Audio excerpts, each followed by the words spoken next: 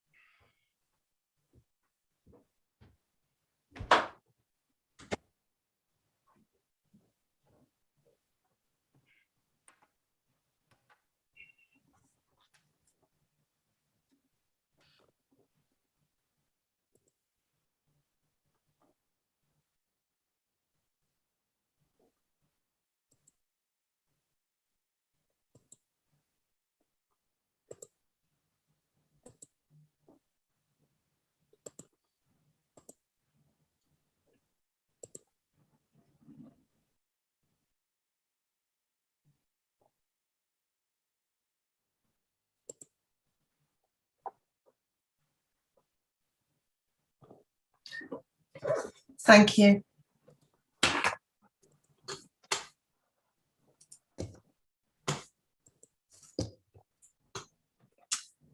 I'm now going to hand over to Colin Grazin, who will present item 2 on the agenda, resolution on electronic voting for the divisional elections, and item 3, the explanation of the proceedings from the returning officer. So over to you, Colin.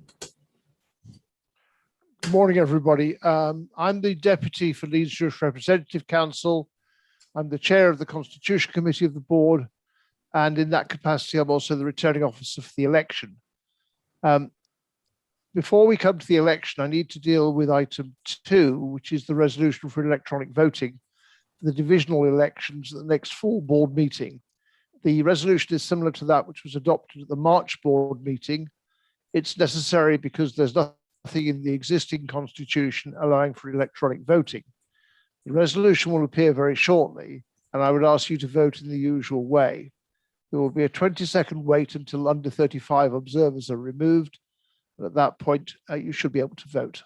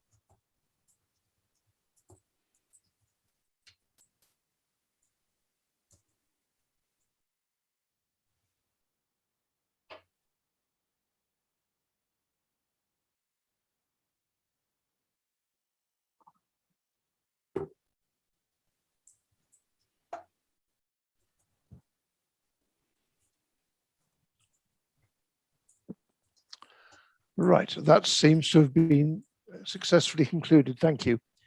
I now want to explain the procedure which we adopted for this particular meeting.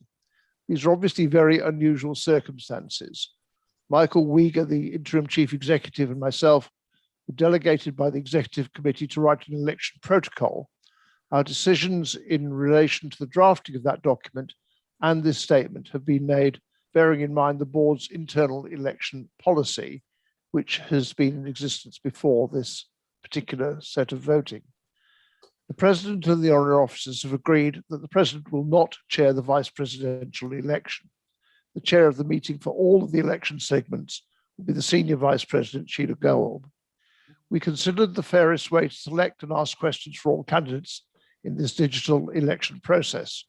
Deputies who wish to question candidates were asked to provide questions in advance in writing to Judy.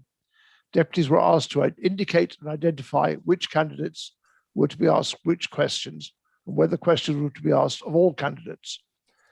Deputies were entitled to submit as many questions as they considered appropriate, and the procedure for questions will be dealt with in a little bit more detail by Sheila, but briefly I'll deal with it in a few minutes as well.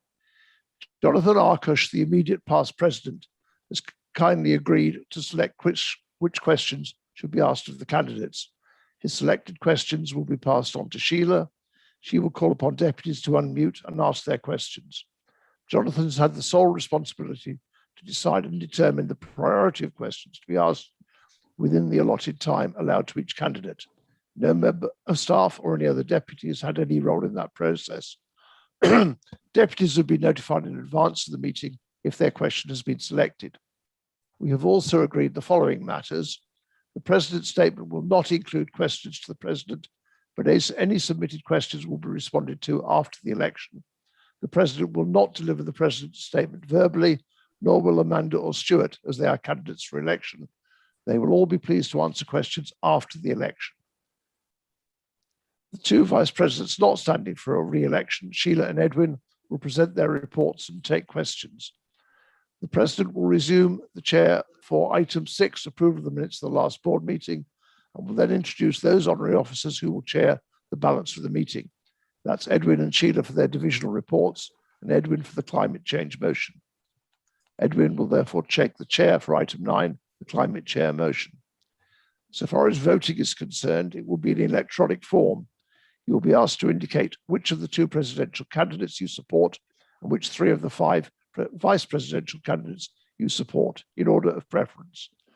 Votes will be counted for the 3 vice presidents using the single transferable vote system, details of which have been provided with notice of this meeting.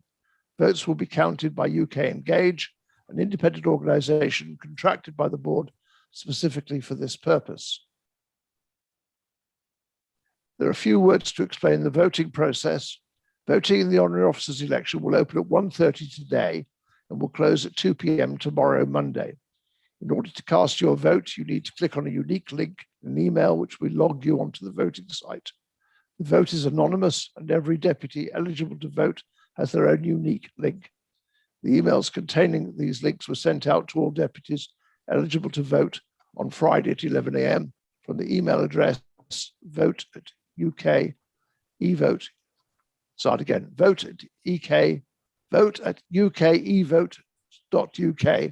with the sender name, the Board of Deputies of British Jews.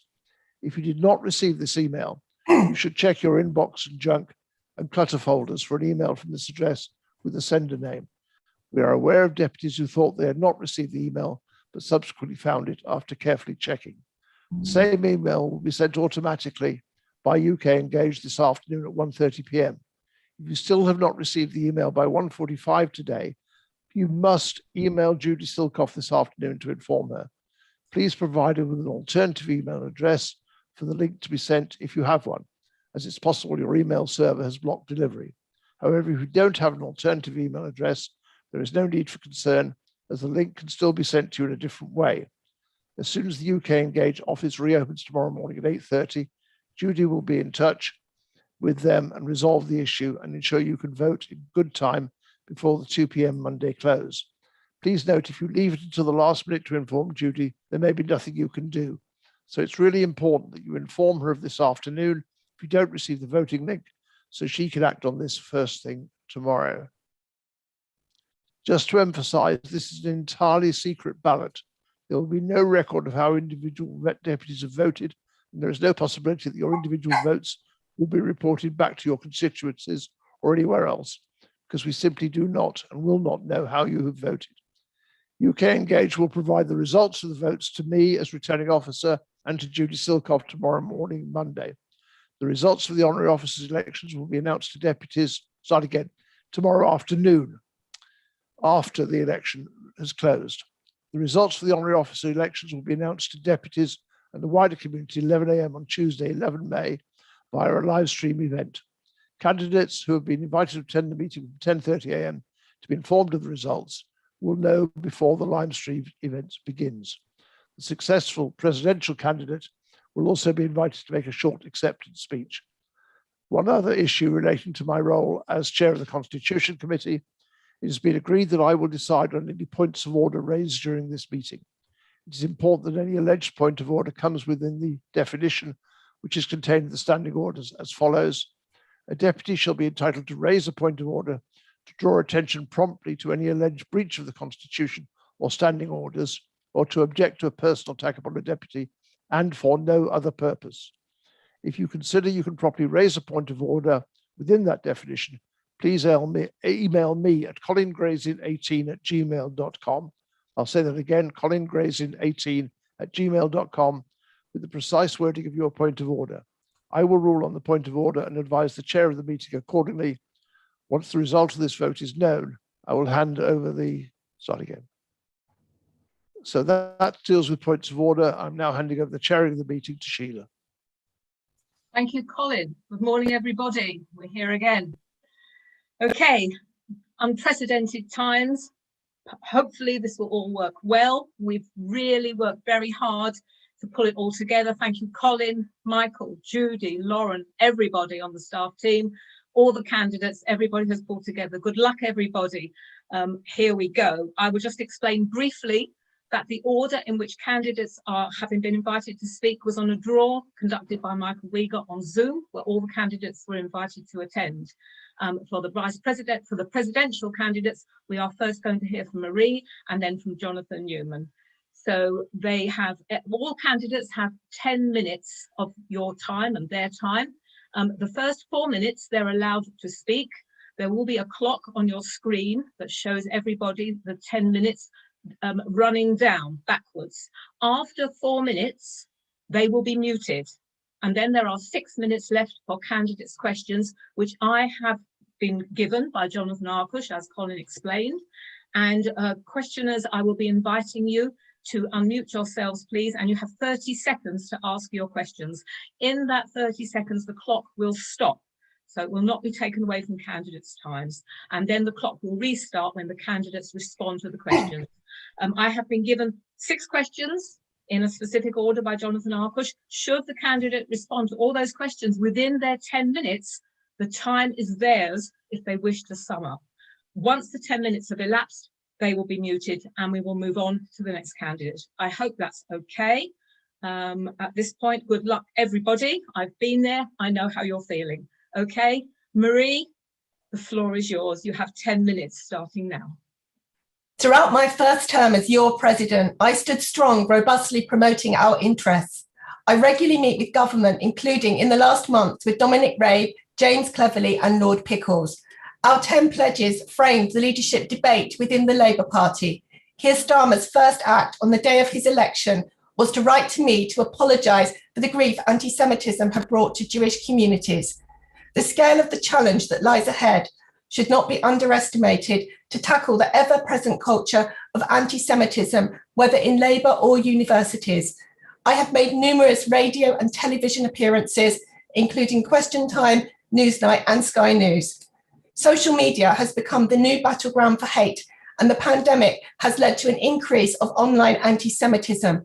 I have met the public policy teams from Twitter, Facebook, Instagram, YouTube and TikTok to tackle this and Holocaust denial. We have shown incredible resilience during this pandemic and have suffered disproportionate losses. I campaigned with cross-party support for the coronavirus bill to include religious burials. Previously, I campaigned against the coroner, Mary Hussell's prevention of speedy burial. During lockdown, I had to intervene yet again. I will always stand up for our community. Despite the many challenges of the pandemic, the board moved seamlessly online. Our podcast, coffee mornings, and hidden treasure programs have been real successes. There is so much to celebrate in our community, including the flagship event I co-organised at Buckingham Palace, hosted by the Prince of Wales. I will continue to champion the amazing contributions of our community. Israel has been close to my heart since my grandparents made Aliyah, and my brother and his family live there today. My nephew serves in the IDF. Last Hanukkah, we brought together the ambassadors of Israel, the UAE and Bahrain for an event watched by 15,000 people. We will always stand up for Israel, celebrate its achievements, and counter all attempts at delegitimization, including BDF. My first day when elected was based in Manchester. I have travelled the length and breadth of the UK visiting communities. I was responsible for appointing our first regional employee and have met monthly with the presidents of the rep councils. We will continue to invest resources in the regions and support the creation of a youth council. In the next 3 years, there is so much more for us to do together. This will include the Lador Leadership Training Programme involving all generations as highlighted in my manifesto. I have really listened to deputies throughout this election process. I will ensure deputies' participation is greatly increased, review how plenary meetings are conducted, and ensure deputies' views are taken into account before reaching crucial decisions. Looking ahead, we must ensure the adoption of IRA, strengthen interfaith relationships, and defend Shahida and Brit Millah from mounting challenges. As your president, you've seen I've demonstrated my commitment to you. For 6 years, we have stood together. Please vote for me to continue to stand with you. Thank you. Thank you, Marie. Can we stop the clock, please? Thank you. Okay, so can we have, please, the first question? Please remember to state your name and constituency, from Paul Hart, please. And you have 30 seconds, Paul, to ask Marie your question. If you can just unmute, I can't see where you are. And good morning, Marie. Morning. Paul Hart's Mosaic Liberal Synagogue. My question, I did want it asked of both candidates, but I did something wrong. So, Marie, as the new constitution keeps failing to pass the vote, how would you go about finally getting it passed and we can then move on? Thank you very much. Thank you very much for that question. Thank you. I'm a centrist president, and I believe in evolution to agree or get to the agreed constitutional changes. This is part of a process that can be slowed down to get to the super majority needed of 66%, and we came so very close to this. The super majority exists for a reason as part of our current constitution, so that any democratic change involves building consensus, listening, consulting, and negotiating. There are also going to be many newly elected deputies who are also going to be consulted for the first time next triennium. So future proposals may therefore have to change, and this just can't be prejudged. So ultimately, this issue needs to be decided in the new triennium by all those deputies elected following a new process of consultation. And thank you. Thank you, Paul. Can I now ask, please, Ruth Friedman to unmute? Ruth, please, can you state your constituency and ask your question to Marie? Hello, Ruth Friedman, Pinner United Synagogue. Hello, Ruth. Marie, why do you think so many more deputies than usual, including me, are stepping down at the end of this triennium? Thank you, Ruth, for that question. Just to confirm, I am aware of 11 deputies that are stepping down this triennium, including, for example, Ben Halfgott and Malvin Benjamin, who have served for 64 years, and we will be having a celebration of that later on in the month.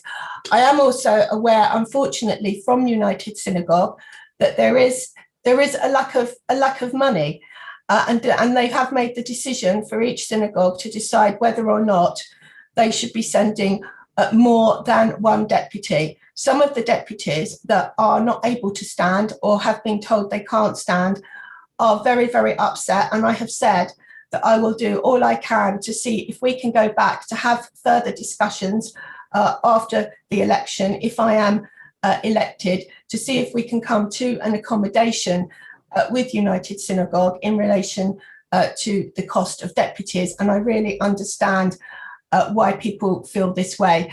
I'm very sorry, Ruth, that you feel that you're leaving for a reason that you're not happy with, but I am understanding that a lot of deputies, the 11 who are stepping down, they are because they are mostly very, very long serving, and others that are not able to carry on are very unhappy about this and want me to help to see what I can do to assist afterwards. But thank you so much for your question, Ruth. Thank you, Ruth. Thank you. Can we now please have Natasha Hausdorff? Natasha, if you'd like to unmute and state your constituency and ask Marie your question. I can't hear you, Natasha. I'm so sorry. Good morning. On behalf of UK Lawyers for Israel, I must register my deep concern about the way recent events in Israel are being misrepresented. I note there was no international opprobrium when the same court in Israel ordered the eviction of Jews from property which they had no legal right to remain on, where private land was settled in the West Bank. In the same way as that double standard, Madam President, are boycotts targeting Israeli settlements in Judea and Samaria anti-Semitic if settlements in other disputed territories around the world are not similarly targeted? Thank you very much for that question also, Natalie. Look, the campaign to target Israel with BDS and sanctions is anti-Semitic because it uniquely singles out Israel from any other country, and it's always promoted in the context, let's be clear, of delegitimizing the state of Israel and never to further a peaceful settlement of the conflict. And the language of BDS, we know that it slips into explicit language of anti-Semitism and makes use of anti-Semitic trope. And there's little, if any, attempt to police boundaries, which isn't surprising, given the obsessive nature of its proponents. And we know on the ground, BDS targets Jews living here in Britain, treating us collectively responsible for the acts of Israel, real or more often imagined. Students and societies on campus, as well as academics, they're also targeted, as are shops, servicing the needs of communities, cultural institutions too. And that's why we work very closely with UJS to protect and defend students to go about their studies and have a fulfilling university experience. Now, you've asked the question specifically. I would like to carry on and also talk about the Abraham Accords and how we've tried to build a consensus and a beautiful event that we had at Hanukkah. But your specific other point, do you consider a boycott of settlement or settlement goods to be anti-Semitic? I think regardless of intent, look, it's the thin end of the wedge for any Jewish communal organisation to countenance a settlement boycott, and it's designed as such, and it should be resisted. And often those who advocate such a boycott, they do so as a means to introduce a wider boycott by stealth. And furthermore, you know, as a practical matter, given the geographic integration of the settlement blocks into Israel, including shared infrastructure, with most being in close proximity to Jerusalem and other urban centres of Israel, population in practice means that such a boycott has all the full-blown features of BDS. And thank you so much for your question. Thank you, Natasha. I'm now going to ask, please, Maurice Lawson to unmute. Please, Maurice, your constituency and your question. Thank you. Hello. The Constitution calls for a strategy to be brought before deputies in the first 3 months of a triennium. Why did you never do this? We do actually have a strategy, and that's something that has been developed by the HOs. It was a very difficult time because we were actively fighting the Labour Party, fighting anti-Semitism, and it was difficult to make that strategy public.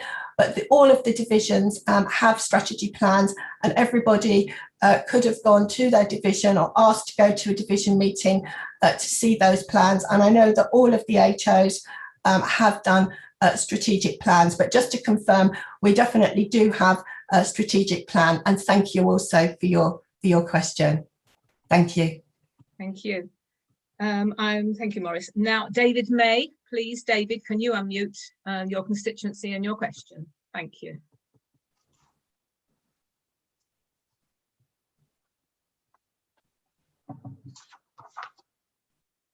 Are you there, David? I can't see everybody on my screen. Okay, if we can't see David, I will skip, please, to give him. He's here. Oh, thank you, Marie. Thank you, because I can't see everybody. Okay, Can you see David, me? thank you. I can see you now, yes. I see you. Okay, thank you, Sheila. David May, Leicester Hebrew congregation, representing the Orthodox community here. When face-to-face meetings resume, what changes to the present format of the meetings do you propose to make for this new triennium?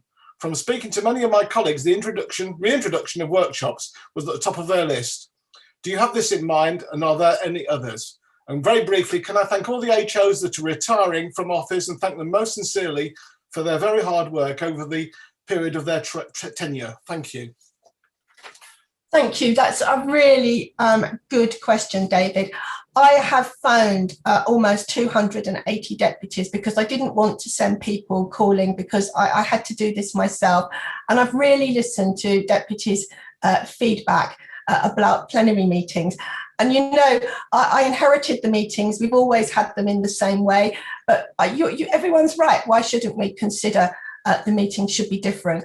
I think we're all agreed that we want to work towards partly attending in person, partly hybrid meetings, so that everybody who wants to can feel involved. And one of the suggestions that has come up quite a lot that I think is a really good idea is perhaps in the middle of the meeting, we could have, for example, breakout sessions so that special interest groups could decide where they want to go to. We've got a new website and we've got a section in there, a deputies area. Deputies could put areas of interest, and the board staff can also put matters of interest, but people could have some tailor-made choice to want to discuss with. Thank you, Marie. Sorry, time's up. Sorry, one question we didn't get to from Gideon Schwartz. Possibly, Gideon, you'll get the chance to ask one of your questions at another opportunity. As I say, the running order was predetermined and we just had the candidates manage their own time. So thank you, Marie. I'm now going to call upon Jonathan Newman, who is our second presidential candidate. Jonathan, you have 10 minutes, please, for the first 4 of which, please make your statement. Thank you. Good morning, deputies. I ran in this election because I thought this contest would be good for democracy, good for the board, and good for the community. And everyone attending all of the hustings over the past 2 weeks are a testament to that. In the time I have, I'd like to tell you 2 things. First, a little bit about myself, and second, about my plans. I'm a second-generation immigrant from a mixed Ashkenazi Mizrahi family. At university, I led the Jewish Society, and during my time there, we established the first ever regular progressive Friday night service. I also served as the JSOC Interfaith Officer, and I was co-president of the university's Interfaith Society. And under my leadership, we won government funding for our work. I founded a national student journal with UJS called Elu Ve'elu, These and These, because I've always believed in including different points of view and encouraging debate. I took that same ethos to Limud, where I was involved in and led the history and politics track for several years, bringing a variety of speakers from all over the world. I subsequently worked or volunteered with numerous education and advocacy organizations, including UJS Hillel and the Simon Wiesenthal Center. I was also a madrich on UJIA Birthright, instilling my love for Israel in those who hadn't had the opportunity to travel there or see or learn about the country. My passion for Israel and our community also meant that I couldn't sit by and let our adversaries succeed without a fight. So I and others took 3 local councils to the High Court and then the Court of Appeal to challenge them for passing BDS boycott motions. At the same time, I personally lobbied cabinet ministers leading to government guidance against BDS at local authorities. Together, these efforts largely ended the practice of BDS motions at local councils. You know, not many people can claim to have changed the law for the betterment of our community, and I'm proud of this tangible achievement and those whom I worked with to bring it about. I lived in the United States for a time in my 20s and wrote a best-selling book on American Judaism, on which I've spoken to a range of audiences from different denominations from New York to California. In addition to these activities, I've been on the board for 7 years, serving most recently on the Constitution Committee, where as a solicitor by training, I've utilized my expertise in charity law for the good of the board. However, I have concerns about the lack of opportunities for ordinary deputies at the board. So I've published a manifesto, more extensive and substantive than usual manifestos, outlining how I'd like to empower deputies to make meaningful contributions to the work of the board in our community. And this brings me to my second point, my plans. I'd like to set up a series of specialist groups, empowering deputies to use your expertise and talent in fields like housing and planning, social care, mental health, exams, and prisons and probation. These groups will empower deputies to use your skills at the board in ways we don't currently have the opportunity to do. And the work these groups can do will also have a real and beneficial impact on the lives of ordinary members of our community, which is after all what we're here to do. Additionally, this work, in my view, falls into what I consider to be the 90% of things that we all agree on, regardless of where we live or our cultural, political views or religious affiliations. You know, we spend too long at the board fixated on the 10% of things that divide us, but by focusing on the things we agree on and which still need doing and where we can actually make a difference, I think we can also lower the temperature at the board. There are numerous other proposals in my manifesto like this. A plenary committee to engage backbench deputies in plenaries, maximize accessibility, consider an independent chair, ensure deputies have 2.5 minutes to speak, and facilitate real and measured debate. An under 35 assembly with an elected chair to promote projects in our brand with younger demographics in our community. Bilateral summits for the international division with European partners like we used to do, so we can support each other in safeguarding Brit Milan, Shrita, and fighting anti-Semitism. A Haredi liaison group to strengthen our relations with the growing Haredi community, and crucially to feed back to deputies on views and issues from within that diverse community to increase understanding and build bridges. Ensuring deputies attend meetings with third parties, especially in local areas and the regions, and providing deputies with more information on meetings with third parties. I'm delighted to have the support of deputies from across the country, from every single denomination represented at the board, and all age groups. So I hope you'll vote today for the platform that I'm offering. Thank you very much. Thank you, Jonathan. We now come to some questions for you. First of all, I'd like to ask David Neifeld, please, to unmute yourself and ask your question to Jonathan. Hello, good morning. Good morning, Jonathan. My question is, would you have brought forward the climate change motion that was supposed to be debated and voted on in the last plenary? Thank you very much, David, for the question. The answer is yes, because I think it's a very important issue. And also because I think that a motion like that encapsulates democracy at the board. Deputies wanted to discuss this issue, they wanted to debate it. And I think it's important that we make every effort to prioritize those sorts of debates and discussions. I really regretted that it was sort of kicked off the agenda at the last meeting. And that wasn't for the first time. I was at the communities division, which of course you sit on as well. I was at that division when the motion was originally approved, and that was about 6 months ago. So it's taken a very long time to get to the plenary. I'm pleased that it's finally come to the plenary this time around. I do wonder whether it's taken the pressure of an election to finally get it on the agenda, but it is finally here, and I'm very pleased. And for my part, I will be supporting it later in this plenary. So thank you, David, for the question. Thank you. Now we now come to Jonathan Rowlands, please. Jonathan, can you unmute and state your constituency and ask Jonathan your question? Thank you very much, Sheila. Jonathan Rowland, Menorah Synagogue. Jonathan, I've read your excellent book on American Judaism, which I thought was insightful, really interesting. And I just wondered, what lessons do you think we can learn from American Judaism and American Jewish community and apply here in Britain?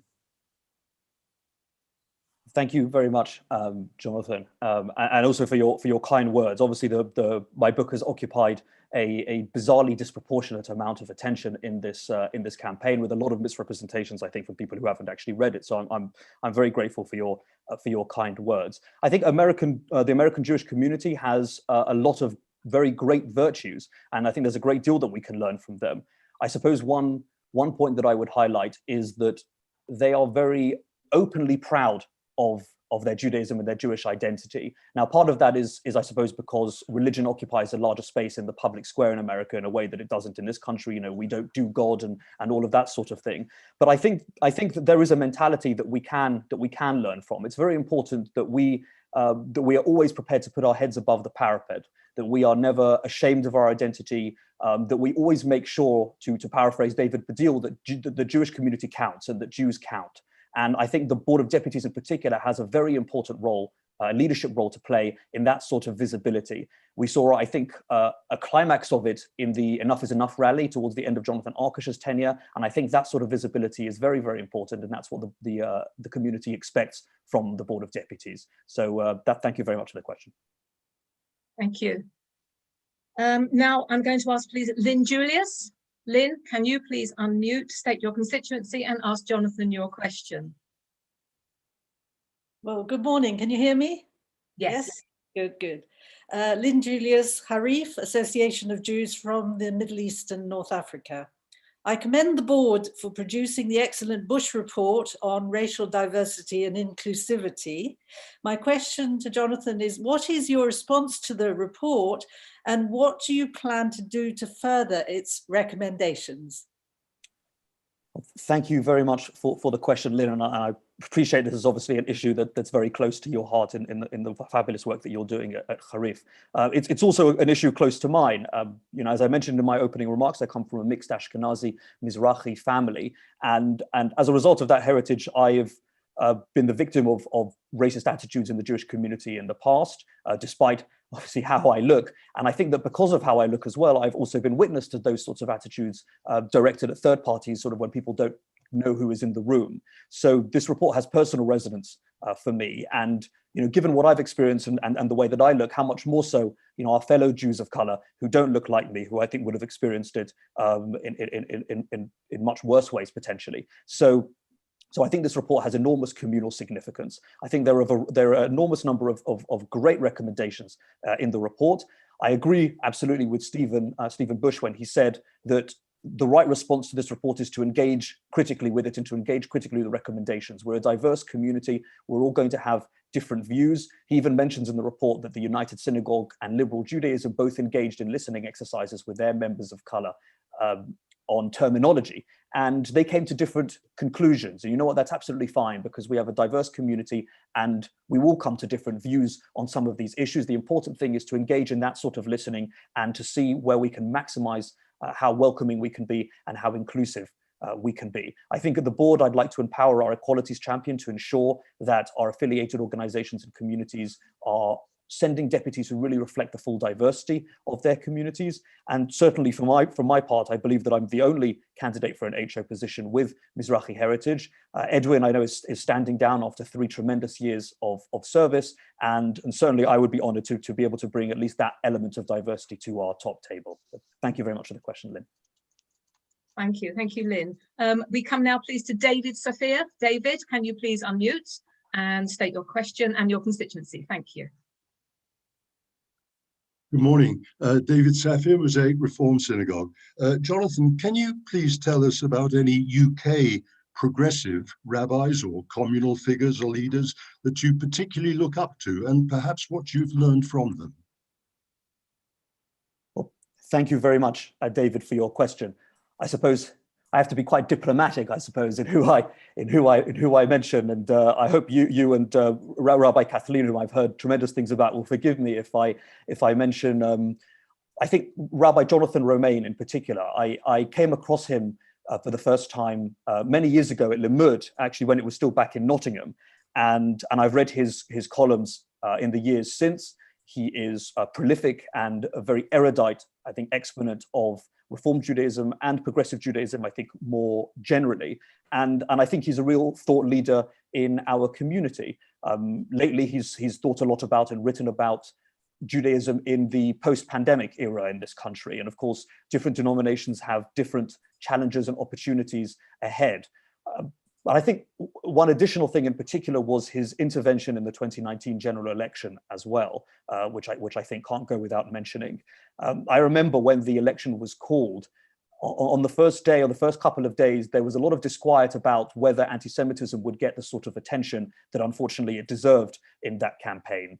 And by the end of the week, those fears were laid firmly to rest because of Rabbi Romain's intervention. It was measured and it was utterly courageous.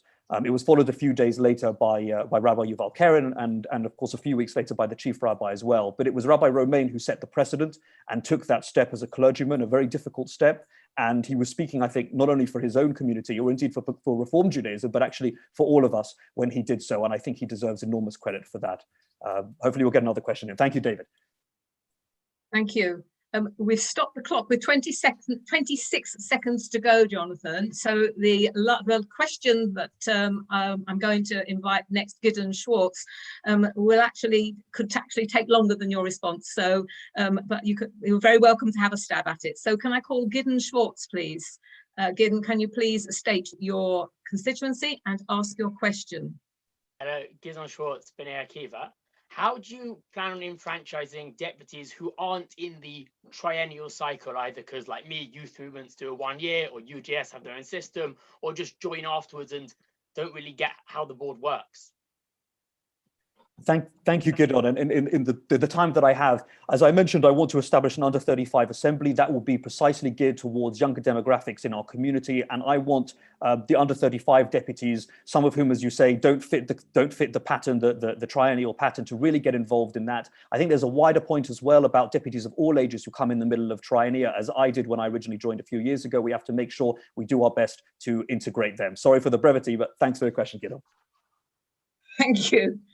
Okay, well, everybody, you've heard your two candidates for the presidency. Colin Grazin explained how the voting procedure will work. We are now going to move on to the candidates for the vice presidency. We have 3 positions available and 5 candidates. So the running order they already know in advance. And the first person I'm going to invite to speak for up to 4 minutes with a 10-minute total, so as they have time for questions, will be Richard Cohen. Richard, the floor is yours. Here today, in this citadel of the Mother of Parliaments, on the 9th of May, sandwiched as it is between VE Day yesterday and tomorrow being the 81st anniversary of the accession to power of Winston Churchill, we have a good cause to celebrate democracy.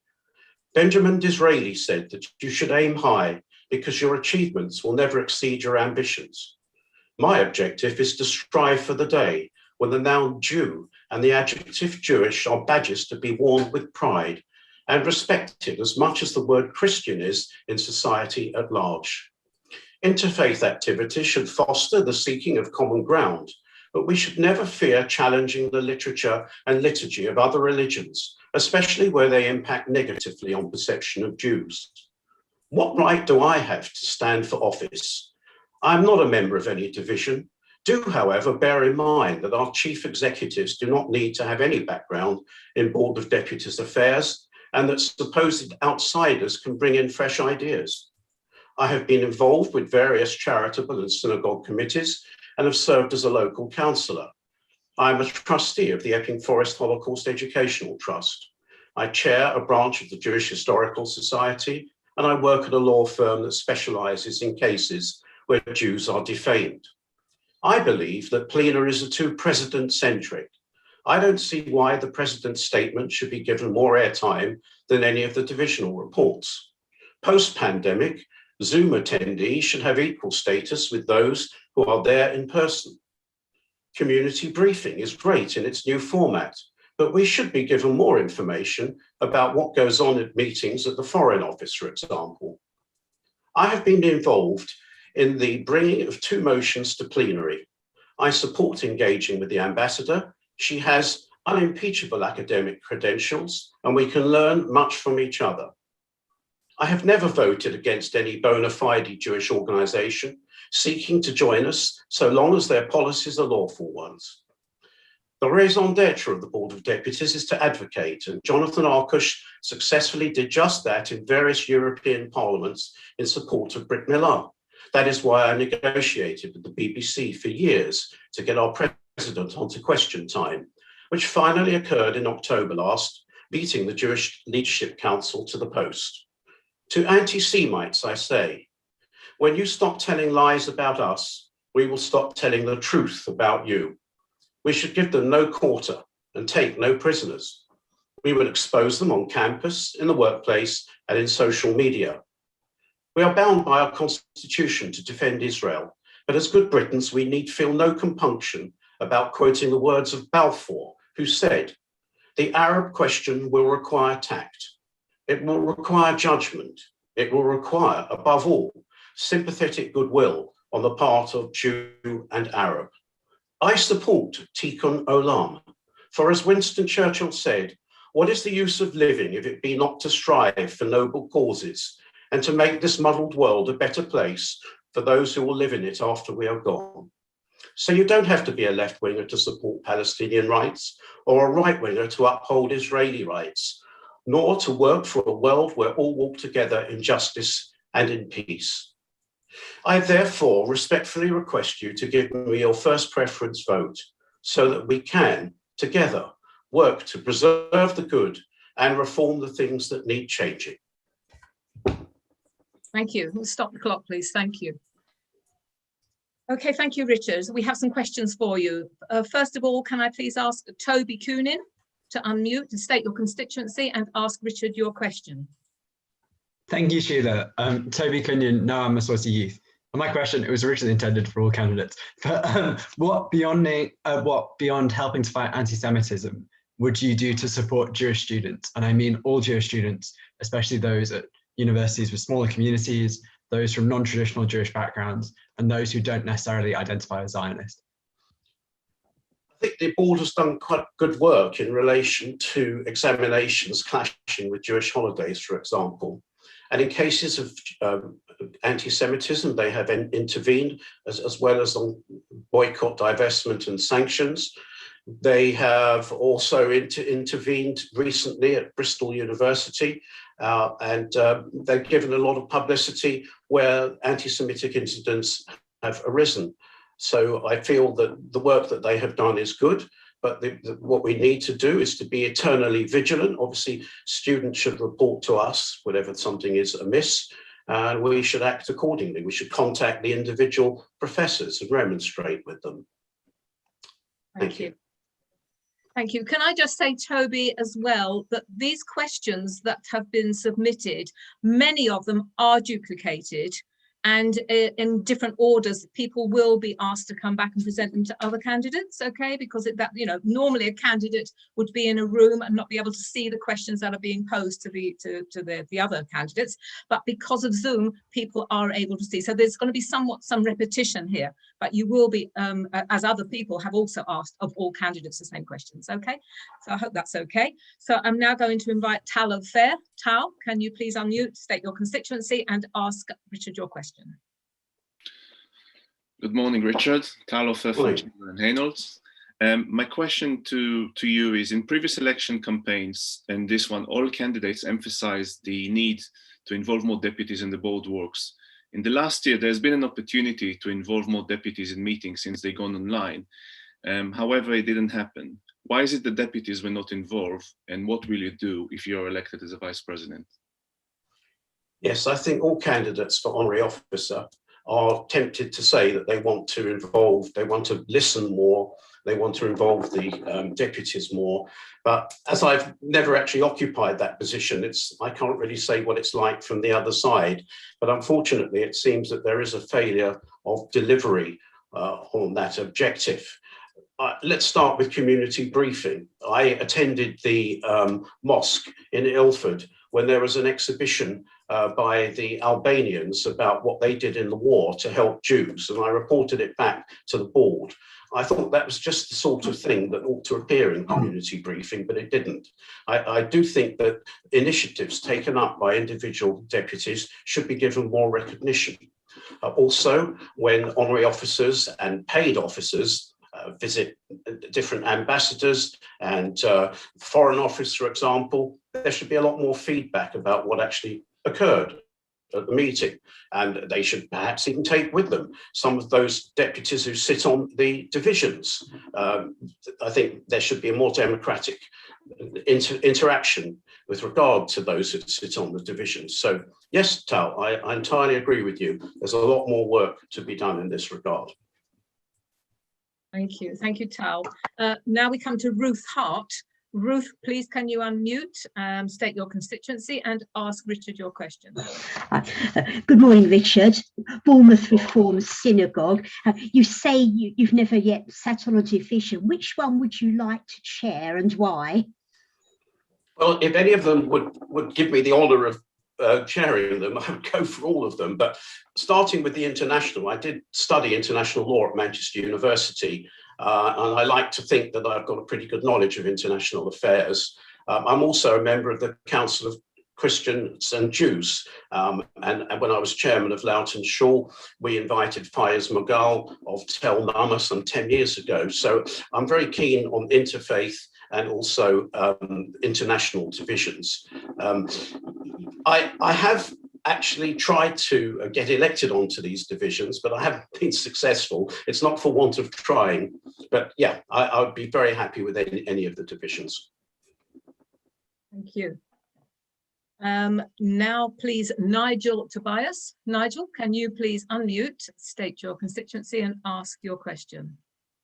Good morning, Nigel Tobias, South Manchester Synagogue. There are deputies who have recently stated that the Israeli ambassador, Tzepi Hotovely, is both racist and sectarian, which is disrespectful, makes our engagement with the ambassador more sensitive, and likely brings the Board of Deputies into disrepute. Is it acceptable that deputies have, on record, made offensive comments like these, and should deputies be considered for sanction by the board?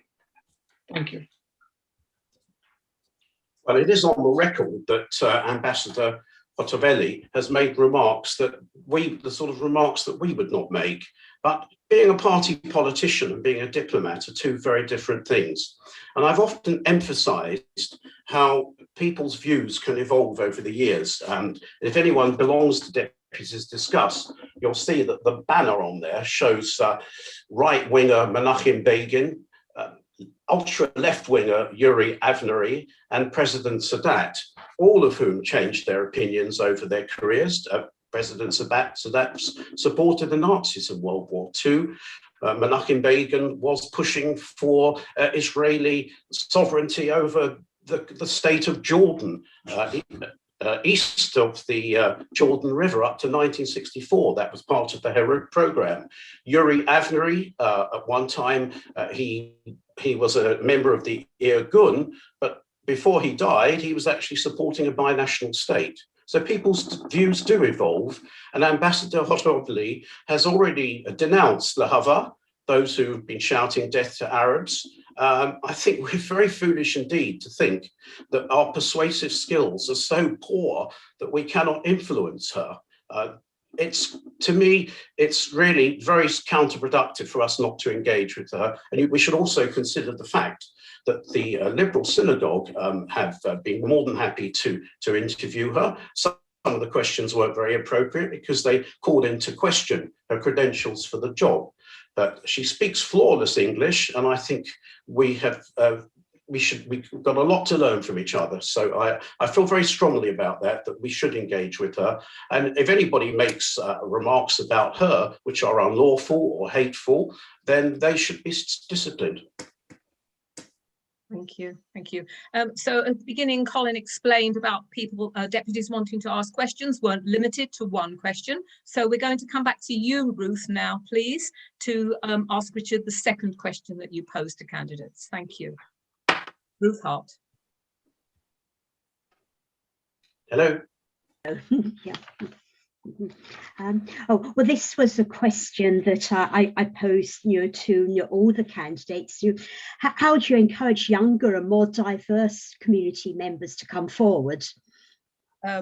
Sorry, Ruth, perhaps I can read the question that you must have written quite a lot. Yes, I did. I will read out the question that has your name on it that I was given. And it was basically, how will you solve the continuing problem with the Constitution? So you must have written very many, well done. But if that's okay, that's the question I've been asked on your behalf to ask Richard. So how will you solve the continuing problem with the Constitution? Thank you. Well, we're almost there now. One more heave, as people say. And of course, if you remember during the in Europe, certainly Belgium and the Netherlands had to vote on the new constitution for Europe, and I think it took several attempts before they finally arrived. But we're very near now. I think Gary Mond had a good idea that somehow you should sever the important objective of protecting the board from legal claims from other aspects, such as who are going to be the trustees and what are their roles. So perhaps we could have a final vote now on the less controversial aspects of the constitutional improvements, and then say for another day, sever it somehow, so that those issues about trustees can be debated on another occasion. But it is important that the constitution be fit for purpose, to use the present buzzword, and that it has the necessary protections. I mean, after all, we do work voluntarily for the Board of Deputies, and I don't think it would be fair that any deputy should be sued and their assets put on the line. So that's my view, basically. Thank you. 13 seconds left for your last question. Richard, I'm going to come again to Lynn Julius, the same question that you asked before. Would you like to ask Richard the question, please? Lynn, I don't think her camera is not on. Okay, so we've got a 13-second credit there, Richard. Well done. I don't know, whether or not I should read the question. In fact, I will. It's basically, what is your response in 13 seconds to the report on the Commission on Racial Inclusivity? Oh, you've got a warning, you're going to ask your question as well. This is a bit like Just a Minute, isn't it, with Nicholas Parsons? But I'm in favour of it. I mean, but I think the whole point is this is not just an institutional question. We should all look to our own consciences and make sure that we. Okay, thank you. I'm sorry you didn't have very long. Sorry the confusion, Lynn. A lot of these questions are duplicated, so people, if you've asked a question to more than one person that you know of, like to all candidates, please stay by your cameras because you may get the opportunity to ask them again. So thank you for your time, Richard, and everybody. We're going to move on now to our second candidate for Vice Presidency, David Mendoza-Wolfson. David, the floor is yours. Thank you very much. Giving back to the community is central to every part of my life. It's why I became a youth leader, taught at Cheder, became president of a students' union. It's why I became a trustee of my synagogue, Edgware and Hendon Reform, and it's why I became a deputy and joined our international division. I'm running to be a vice president of the board to continue giving back to our community. I have the skills, the experience and the passion to change the board for the better. I am clear on what I want to deliver, a more representative and accessible board, a board fit for the future. To create a more representative organisation, I will make sure that the board meaningfully engages with all deputies and gives them the opportunity to help formulate and guide board policy. Through project groups, through debating divisional direction at plenaries, and through real consultation to find out where deputies and your constituencies stand on the things that matter to our community. And I will work to make sure that this is a board fit for the future. This means a board with hybrid meetings, allowing deputies to engage equally, whether they're in Aberdeen or Golders Green. It means raising our profile internationally, securing consultative status at United Nations bodies so that the board can better represent our community on the world stage.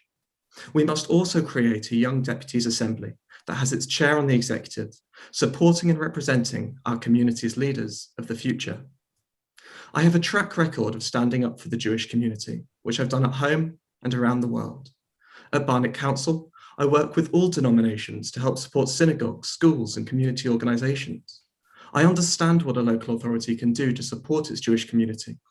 And as Vice President, I will make sure we work with councils and councillors across the country so that the needs of all Jewish communities, no matter how large or small, are understood and being satisfied.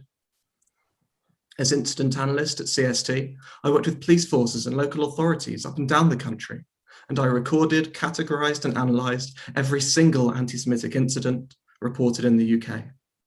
I also worked with colleagues in interfaith and hate crime organisations to combat anti-Semitism, building allies in our joint struggle against hatred. When working at UN Watch in Geneva, I fought anti-Israel bias and anti-Semitism at the UN, working with other organisations and with diplomats to fight for human rights around the world. And when I was president of Southampton Students' Union, I fought anti-Israel activity on campus that would have created a hostile environment for Jewish students.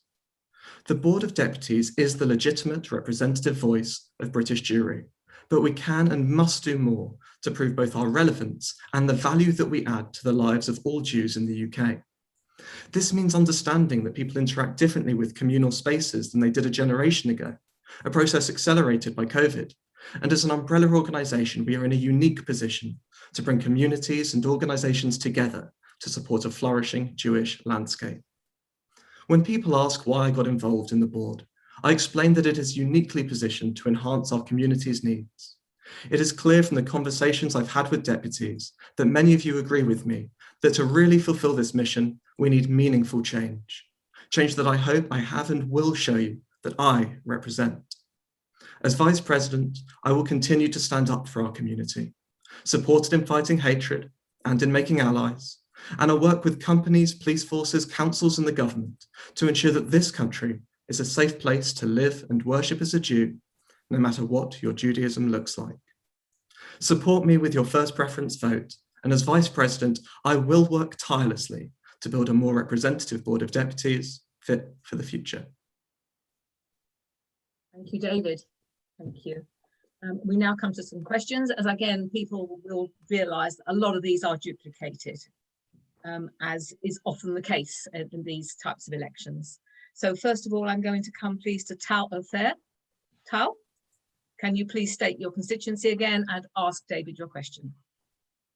Yes, good morning. Tal Ofer from Chigwell and Hainault. David, in previous election campaign and in this one's, all candidates emphasized the need to involve more deputies in the board's work. My question is, in last year, we saw the opportunity to involve more deputies due to the pandemic, with more meetings going online. Why is it that deputies were not involved, and what will you do if you are elected as a vice president? Thanks very much, Tal, and I appreciate the support that you've been giving me through the campaign. I mean, personally, I think that engagement is a real centre of everything that we need to do. We need to engage more with our deputies and give them more opportunities to have meaningful involvement. You're right that the move to online has provided real opportunities for more people to get involved. And I'm hoping that what we'll see is in the divisional elections coming up in a couple of months, we'll have deputies from around the country running to be on the divisions in the knowledge that these meetings will be online and not just in person. We really do need to make sure that no matter where people are in the country, they're able to get involved equally. It's why I also want to introduce things like project groups that deputies won't have to be elected to get involved with. These will be things that if you're interested, if you have the experience and the expertise in a subject, you can get involved with to help formulate and guide board policy. And it's why I want to make sure that once a year, a project that's being worked on by each division is taken to a plenary to be debated and discussed. It's why I want to reintroduce surgeries after plenary meetings to give them that real sense of value added. And it's why I want regular surveys and consultations with deputies to make sure that we know what they and your constituencies actually want the board to be working on. Thank you. Now I'm coming to Ruth Friedman again, please. Please state your constituency and ask David your question. You're muted, Ruth. Sorry, can you unmute? You should be able to. Sorry. Hello, David. Ruth Friedman, Pinner United Synagogue. You're the political assistant to the Conservative Party group on Barnet Council. How will you react if the board decides to adopt a policy which is heavily critical of the Conservative government? So I don't work for the Conservative Party. I work for the council. I'm a council employee. I'm politically restricted. I can't make remarks asking people to vote for a party either way. The administration I work for at Barnet Council was the first in the country to adopt the IRA definition of anti-Semitism. We worked to reaffirm that. We've worked to reach out to countless communities. And I think that actually the work that I do really gives me a unique position to know what local government, what councils can do to support Jews around the UK. I mean, I'm lucky. Barnet has the largest Jewish community of any local authority in the country. And using that as a blueprint, seeing what we've done to help support the Jewish community, I want to help make sure that smaller councils and councils with smaller Jewish communities who have the exact same needs are able to be supported by the board. Thank you. Now we're coming back to Toby. Toby Cunin, please. Can you unmute, state your constituency and ask David your question? Thank you, Sheila. Toby Cunyon, Noam Masorti Youth. What beyond helping to fight anti-Semitism on campus would you do to support Jewish students? And I want to specify, I mean all Jewish students, especially those at smaller Jewish societies, and maybe those who don't necessarily identify as Zionists. Thanks very much, Toby. I mean, so often we look at supporting Jewish communities as though it's just about fighting anti-Semitism, and of course it's not. You know, for lots of Jewish students, you know, the majority of whom are at just 6 universities in the UK, this is the first time that they've been away from home and away from their community. And so we need to make sure that the universities are a welcoming environment. That's why I want to work with UJS to lobby Universities UK, the group of universities in the country, to make sure that Freshers Week doesn't fall on the same week as the High Holy Days, as it so often does because of where Easter falls in the calendar. This is a really important time for students to start feeling at home in their new home. And we need to fight to make sure that Jewish students are just as welcome as any other on these campuses. I also think that we need to do more work to make sure that JSOCs, and again, I'd work with UJS on this, to make sure that JSOCs are connected with their local communities. You know, these younger Jews can really help support, you know, communities all over the country. And in turn, those communities can give these Jewish students, you know, a sense of belonging in their new homes. I mean, I was president of the Students' Union in Southampton. We didn't have a large Jewish community, and I know how important the work that JSOCs can do really is. But when I was president, there was going to be, and I'm sorry to talk about anti-Semitism and anti-Israel bias as well, but there was going to be a conference at the university that many might remember that would have questioned Israel's legitimacy and its right to exist. Now, I was on the university council at that time. Unfortunately, we were able to get that conference cancelled. It was a disgusting thing that would have made the campus a really hostile environment for students. So I know the importance of working with students, with vice chancellors, and crucially also with university councils. These are lay trustees who just want to make sure that their universities are good companies, you know, fulfilling their statutory duties. And if we work with them, we can make sure that universities are a safe place for Jewish students and, of course, Jewish lecturers, Jewish academic staff, and the local Jewish community to be. Thank you. Now going to go back to Nigel Tobias. Nigel, can you please unmute, state your constituency and ask David your question? Nigel Tobias, South Manchester Synagogue. Good afternoon, David. As I've stated, there are deputies who have recently said that the Israeli ambassador, Tzipi Hotzaveli, is both racist and sectarian, which is disrespectful and makes our engagement with the ambassador more sensitive and likely brings the Board of Deputies into disrepute. Is it acceptable that deputies have, on record, made offensive comments like these, and should deputies be considered for sanction by the board? This is about the deputies and not the ambassador. So thanks, Nigel. That's a really good and important question. I think that it is absolutely imperative that the board maintains a good, strong working relationship with the Israeli embassy. When I worked at UN Watch in Geneva, we used to say that Israel has enough enemies. It doesn't need its friends being critical also. Of course, we have to respect that the board is made up of a diversity of opinion. And it's that diversity that really, you know, gives the board its strength.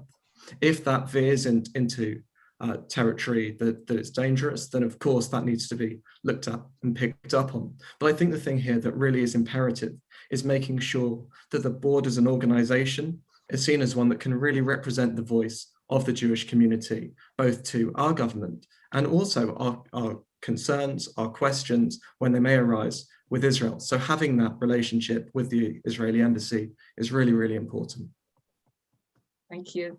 32 seconds left. Ruth, we're coming back to you again now to ask David about the question on the Constitution, please. Ruth Hart, please unmute. Good morning, David. Bournemouth Reformed Synagogue. And how will you solve this continuing problem with the Constitution? Thanks, Ruth. I've got 30 seconds, so I'll try and be really quick. I mean, to me, this just comes down again to engagement with deputies.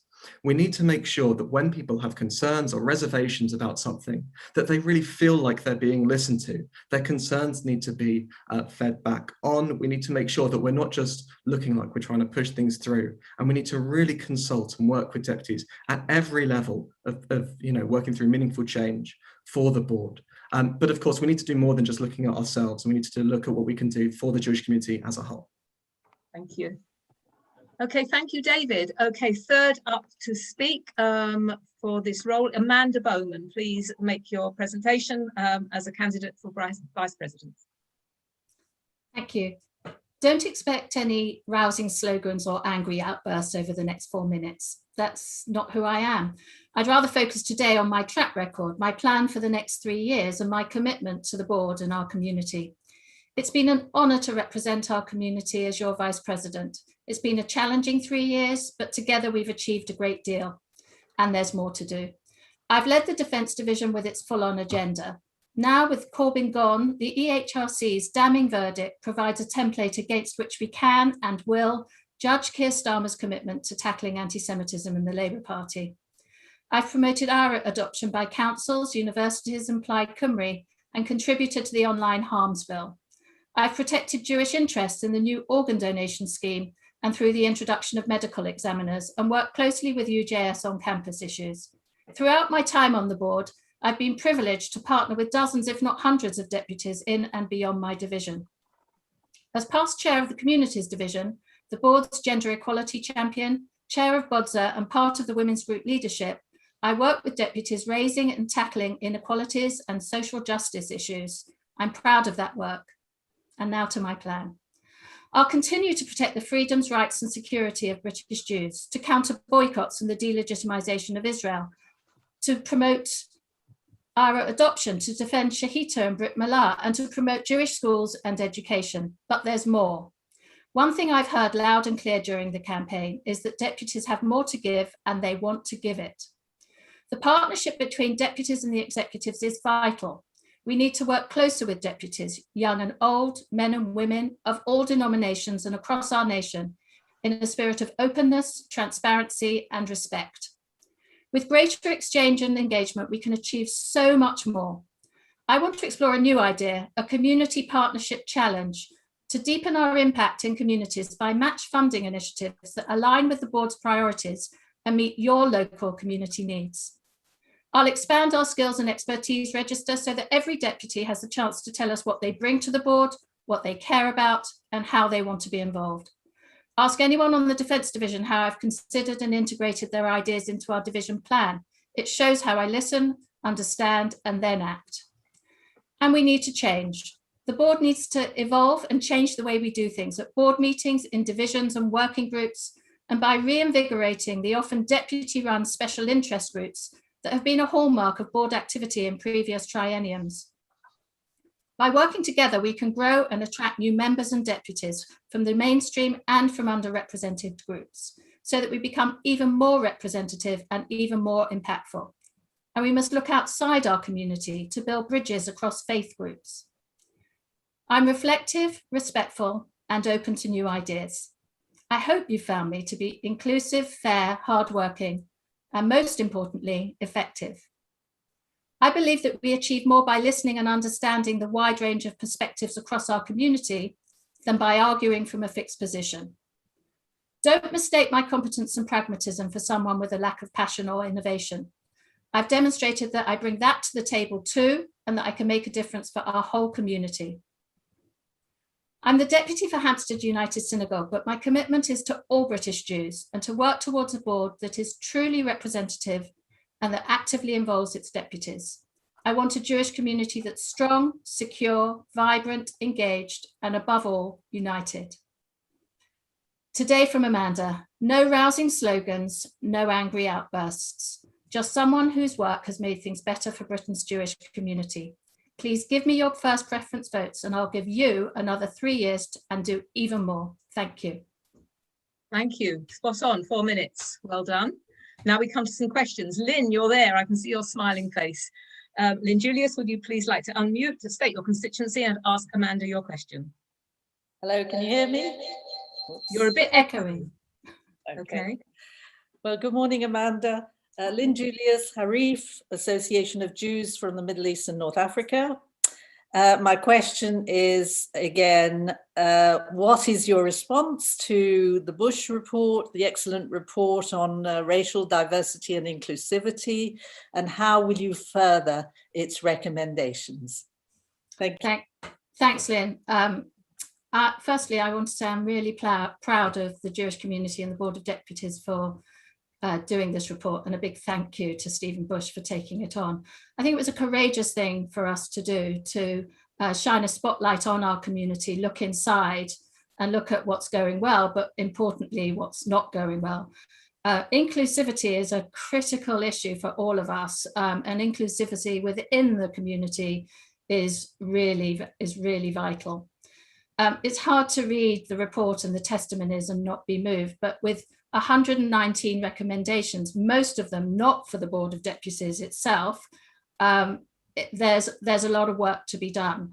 I agree with Stephen that people need to look critically at the recommendations, and certainly those recommendations span all our divisional work. And so wherever I'm placed, if I'm elected, I'll look within my division to support those organisations and that area of the report to understand how they can best respond and look at those recommendations. I will work with the other honorary officers for the board to do the same, and in particular with the Equalities Champion to make sure that we can deliver. Thank you. Thank you.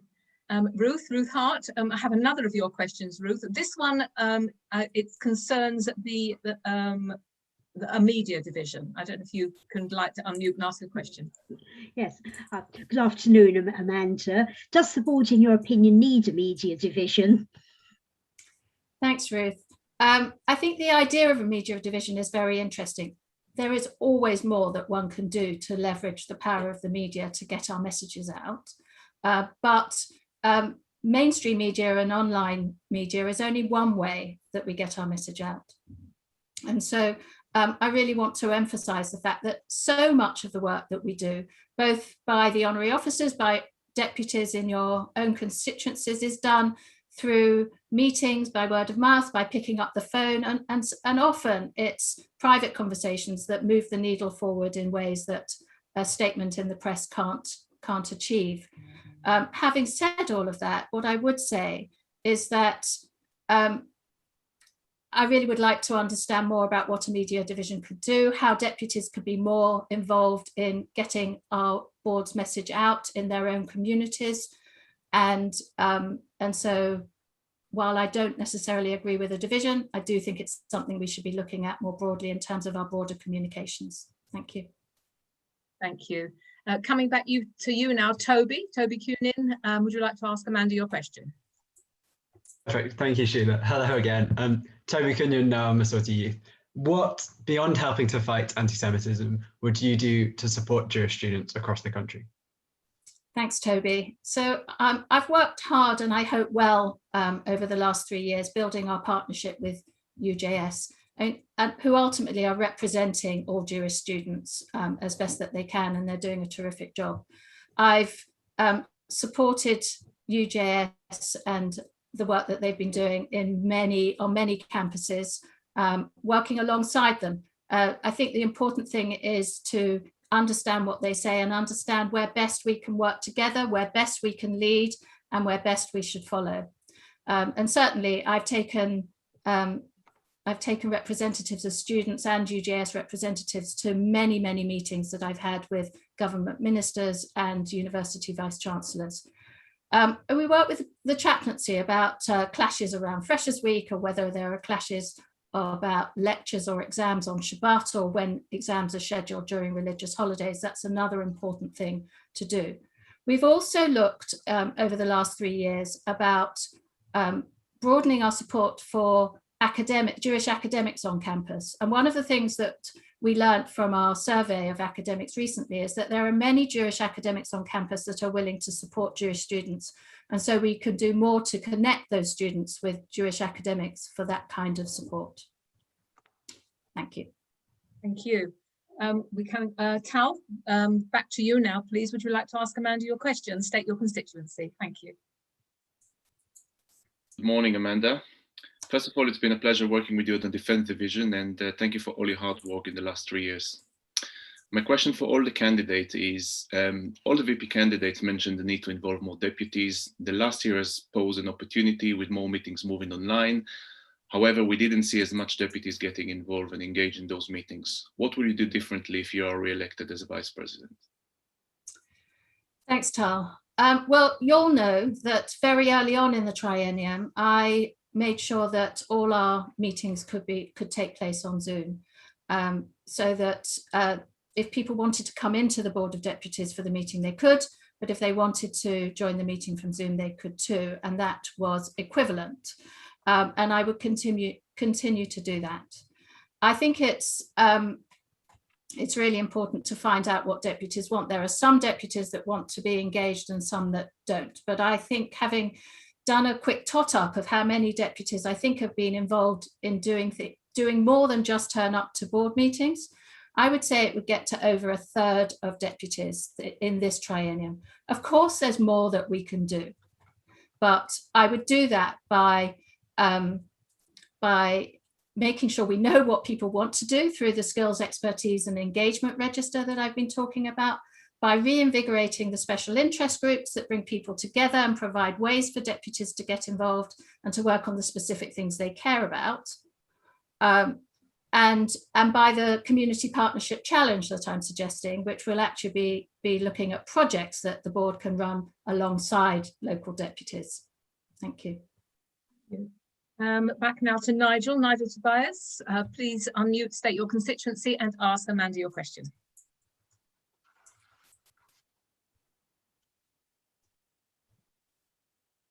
Can you unmute, Nigel? Sorry.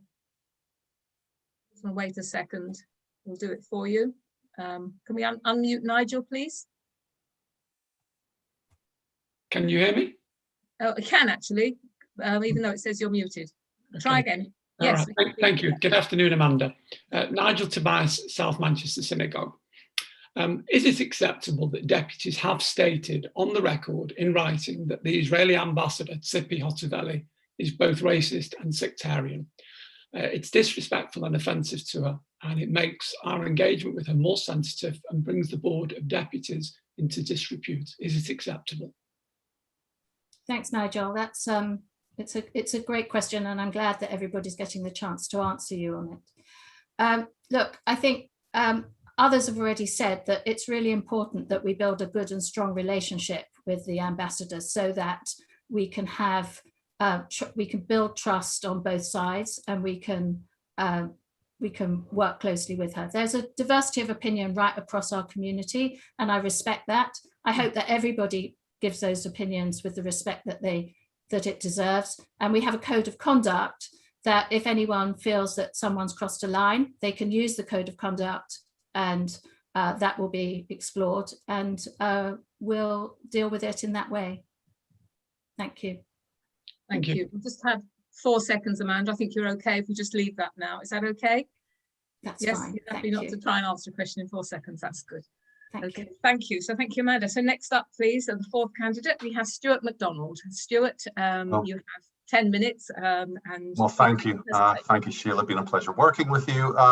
Good morning, everyone. Well, a former board president once told me, don't court popularity, just get the job done. And this sage advice has informed and defined my 2 terms, 6 successful years as the board's treasurer. I've worked with dozens of deputies and staff on the F&O and with my fellow trustees as a coherent, results-focused team working to professionalize the board's finances and operations. And I believe that I can achieve similar results with one of the policy-driven divisions. I want to help the board to meet not only the current challenges faced by all members of our community, but also those which will be faced by our next generation of leaders. Look, the board was strongly in surplus again in 2020 and is in surplus again so far in 2021. The strength of my track record and my ability to subsume my own views in pursuit of the greater good means that I have been nominated as Vice President by deputies from right across the political and denominational spectrum. My views are firm.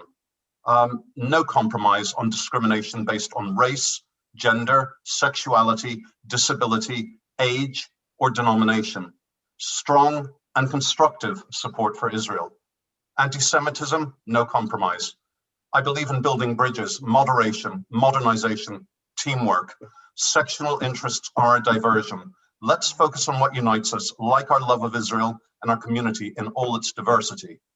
I'm proud of the board's unique democratic character. I'm passionate about our advocacy work, our fight against anti-Semitism, our defense of Israel, and religious practice. I believe there is true merit in our education, interfaith, and social action work.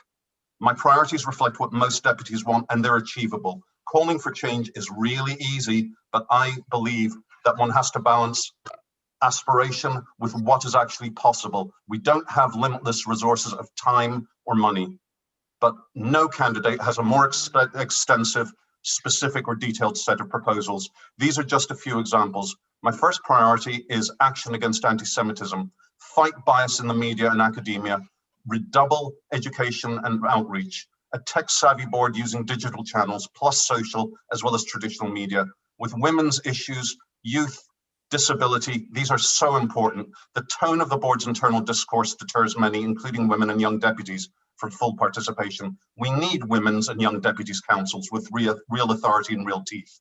And like many able people, I've had a blind spot to disability. This demands action. With regional engagement, no honorary officer is more supportive of expanding our regional presence to the Northwest, Scotland, and elsewhere. We need to engage, listen, cooperate with the organizations on the ground.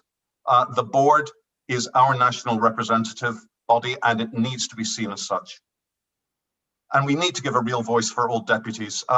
Strip back the wallpaper with real debate, real feedback at town hall meetings, surgeries, workshops, hybrid board meetings, part in person, part remote, with plenaries a place where deputies do most of the talking with fewer reports and visiting speakers.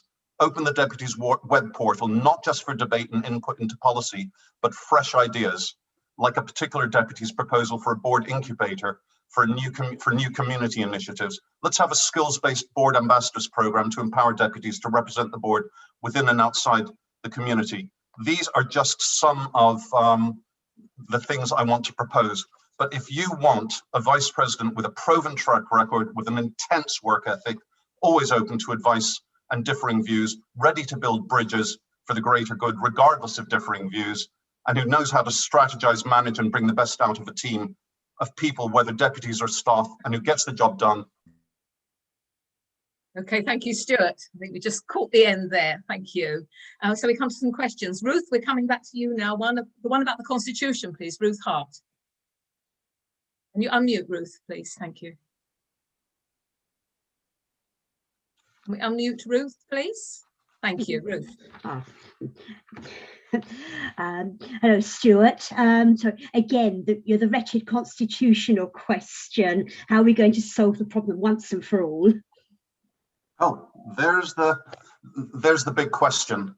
I'm sorry, I don't agree with people who propound the idea that there are quick fixes, because it is more complicated than that. If as treasurer there had been a quick fix, for example, simply detaching our liabilities from the rest of the process, goodness sake, I would have supported it. Look at the time, the effort, the emotional energy that went into this. The dissension it caused, goodness sake, we're all supposed to be on the same side in the end. And I know that a lot of the opposition was well-meaning and well-intentioned and well thought through. I didn't agree with it, but there we are. But as Marie was saying, we need to go through a process with a new set of deputies of consultation, trying to build consensus, listening, negotiation, try and isolate what issues really separate the different sides of this debate, and then get something through. But if we're not careful, we could end up, if we take that easy way out that's being propounded by some, we could end up stuck in a lacuna of needing 75%, not 2/3 of the deputies to back each and every change to our articles. I'm sorry to get technical here, But as treasurer, I've needed to make it my business to look at the fine detail of this. It's really not easy. And let's face something else. Aside from the fact that if we're not careful, we could end up frittering away a lot of our resource in one way or another by going endlessly through this process. Goodness sake, the fact is we do not have a constitution or a code of conduct that are really fit for purpose at the moment. Let's not keep pretending that we can kind of wish all that away. And I'm sorry to speak plainly, but it's not in my nature. I'm very consensual, except about the things I feel really strongly about, which I've defined already.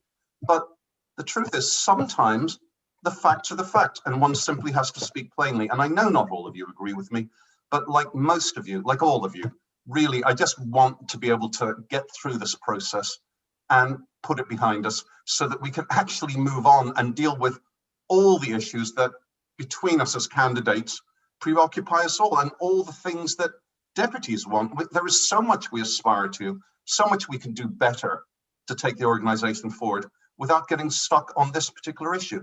And I'm sorry to labor this for so long, but it has almost been the biggest single issue that's divided us over the last 3 years. And let's think about it. For all that so many of us from time to time go, my goodness, the board is in such a state and we don't involve each other and we don't speak to each other. I would actually disagree with Amanda just about one thing. My calculation is, even if it's narrow, a majority of deputies are to some extent or another meaningfully involved in some aspect or another of the board's work. And there is no denying it. It's not just about the finance and the operations. That in the round, we are in a much better place than we were 3 years ago or 6 years ago. And this is not to criticize our predecessors. It's just we have moved along.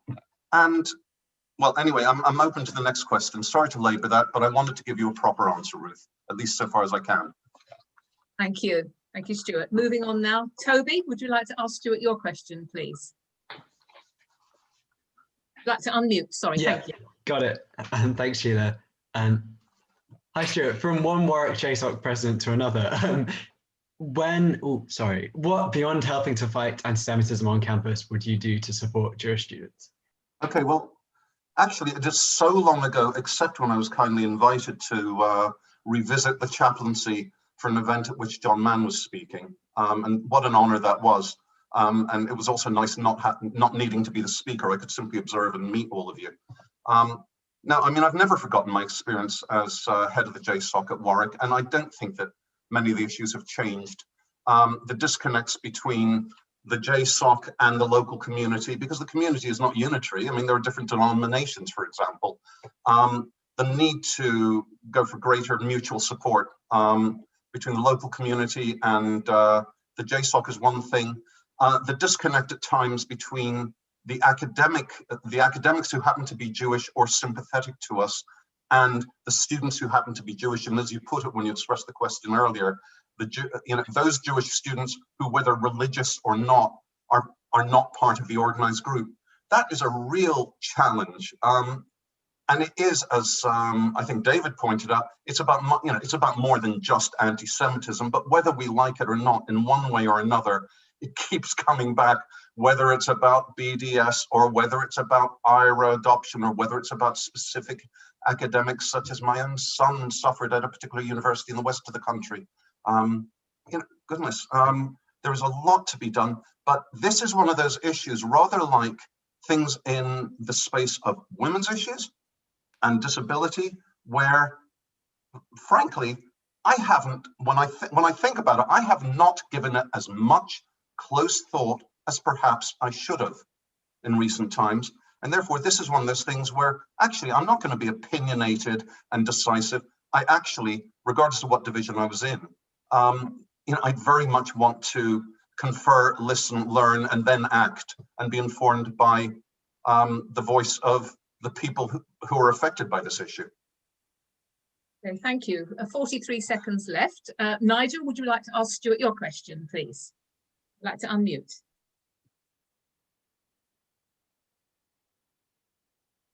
Okay, Nigel, we can't hear you. We had a problem last time, but we could hear you. Okay. Nigel, there you go. Hi, good afternoon. Good afternoon. Nigel Tobias, South Manchester Synagogue. Is it acceptable that deputies have stated on the record that the Israeli ambassador, Tzipi Hotovely, is racist and sectarian? It's disrespectful and offensive, makes our engagement with her more sensitive, and brings the Board of Deputies into disrepute. I think that's a great question because it takes me into the international sphere, which I haven't had much opportunity to speak about. And again, there's the devil. We must stay close to the ambassador and maintain a very close relationship with her. That doesn't mean that we cannot be critical, quietly critical, but constructively critical from time to time, but as family. But in respecting the diversity of views within the body of deputies generally, again, that is not an easy question to resolve. As Amanda said, if it's that serious, take it to the code of conduct. I'm not going to give you a definitive pronouncement on that. It's a difficult one and there is a balance to be struck, but thank you for asking that question. I'm not going to make out it's easier than. Thank you, Stuart. Okay, sorry we ran out of time there. Thank you, everybody. And now the final candidate, last but not least, we come to Gary Mond, please. Gary, I haven't seen your image yet on my screen. If you want to unmute, please. I'm on mute. Wonderful. Thank you. You have 4 minutes, Gary, and then another 6 for questions. Thank you. Thank you, Sheila. I want to begin by differentiating between what, on the one hand, are the vitally important issues facing the board, and on the other hand, the issues for this election. The former include the war against anti-Semitism, the celebration of Jewish life in the UK, and the need to support Israel. Yet these are not election issues because there is only a very limited difference between what I and the other candidates have been saying on these topics, even though they are absolutely crucial ones. The election issues, on the other hand, are those where the candidates do differ. And top of my list is the need to stop deputies being treated like wallpaper, which they are at present. First, all major board decisions which are not time sensitive should only be implemented as board policy after approval by deputies at the board meeting. From the last 3 years, a few examples might include our policy on Chinese Uyghurs, the setting up of the Commission for Racial Inclusivity, our opposition to some of the government's benefits policies, our criticisms of the government's policing bill, and our support for the Holocaust Memorial near Parliament Square. Those issues should all have been put to a vote of deputies rather than merely being adopted as board policy by the honorary officers. Now, I know that some of the other candidates have been talking about consulting deputies. We hear this a lot, and I'm sorry, but this promise is meaningless. It involves an email from a member of staff to you to ask for your thoughts, a reply from you, and then you usually hear no more until you read about board policy in the newspapers. That isn't good enough. What is required is for major new board policies to be debated and voted on, with the outcome of such a vote being binding on the honorary officers. This approach will really make deputies feel engaged and will go some way to stopping some deputies from leaving the board. Second, the 64 deputies who serve on divisions must be made to feel useful and be given roles. And it's important to identify what these roles might be, so work is done not just by the staff, however excellent they may be, but also by us. If elected, and once I find out which division I'll be chairing, I will seek a meeting with the President, the CEO, and the relevant members of staff in order to identify the roles that can be played by the 16 deputies who will be elected to my division in July. Third, we need to sort out the Constitution. To start with, the existing Constitution must be moved without changes into the corporate structure, thereby eliminating the risk of unlimited liability. And second, the contentious areas of our rules, such as trustee roles and admission criteria, should be put to individual votes of deputies so we can vote for some changes and against others, rather than having an undemocratic one-size-fits-all and a take-it-or-leave-it document, as was put forward earlier this year, with a consequential wasting of 2.5 board plenary meetings. In conclusion, I am the change candidate. My fellow candidates appear to be broadly happy with the way the board is run, only proposing small tweaks here and there. I would want, if I could, to make wholesale changes. Thank you very much. Thank you, Gary. Plenty of time for questions. And the first one, we're going to go back to you, Ruth, please. It's the one about the JNF. Thank you. Good afternoon, Gary. Yeah, Hi, Ruth. hello. As the Honorary Treasurer of JNF UK, what's your opinion of purchasing land beyond, let's call it the Green Line? And is the JNF only for the benefit of Jews, and should it be? Right, to start with, the entity that is looking to purchase land beyond the Green Line is KKL JNF in Israel. All JNFs around the world are unconnected with KKL JNF in Israel. I know we are. I can't comment on whether all the others are. I think they are. We take no view. We put out a statement in the Jewish press to make it quite clear, because we kept getting correspondence saying that why are we doing this? And it's absolutely nothing whatsoever to do with JNF UK. Whether you support it or you oppose it, that's irrelevant. On the second part of your question, we do plenty of projects for the non-Jewish community in Israel. Of course, our main objective is to build Israel's infrastructure: schools, hospitals, nursing homes, community centres, even theatres and roads. But specifically, I was quite just as horrified as everybody else when I heard about the Mount Meron tragedy. But in my case, there was an added dimension, because JNF is in the process of building a park for a community, which is a Druze community, in a village called Beit Yan, which is about 10 minutes drive from the site of the tragedy on Mount Meron. And thankfully, I found out, while the tragedy was one of the worst things that ever happened in Israel, I found out that our project was unaffected. And we've also done projects for the Arab community in the past, particularly Bedouins in the south of Israel, where we have, I was involved in launching the purchase of a whole lot of computers for Bedouin communities to help them with their studies. Thank you. Thank you. Lynn Julius, would you like to ask Gary your question, please? If you just need to unmute. Thank you. Yeah, okay. Good afternoon. Lynn Julius, Harif, Association. Echoing again. Sorry, I don't know why. Is it Lawrence watching you on the other screen? Harif, Association of Jews from the Middle East and North Africa. The board has produced an excellent report on racial diversity and inclusivity. My question to you, Gary, is what is your view of it, and what would you do to further Mizrahi rights and visibility? I've got quite a bit to say on this. Firstly, I read the report fully. I think it's an excellent report, like I think most people think it's an excellent report. 119 recommendations.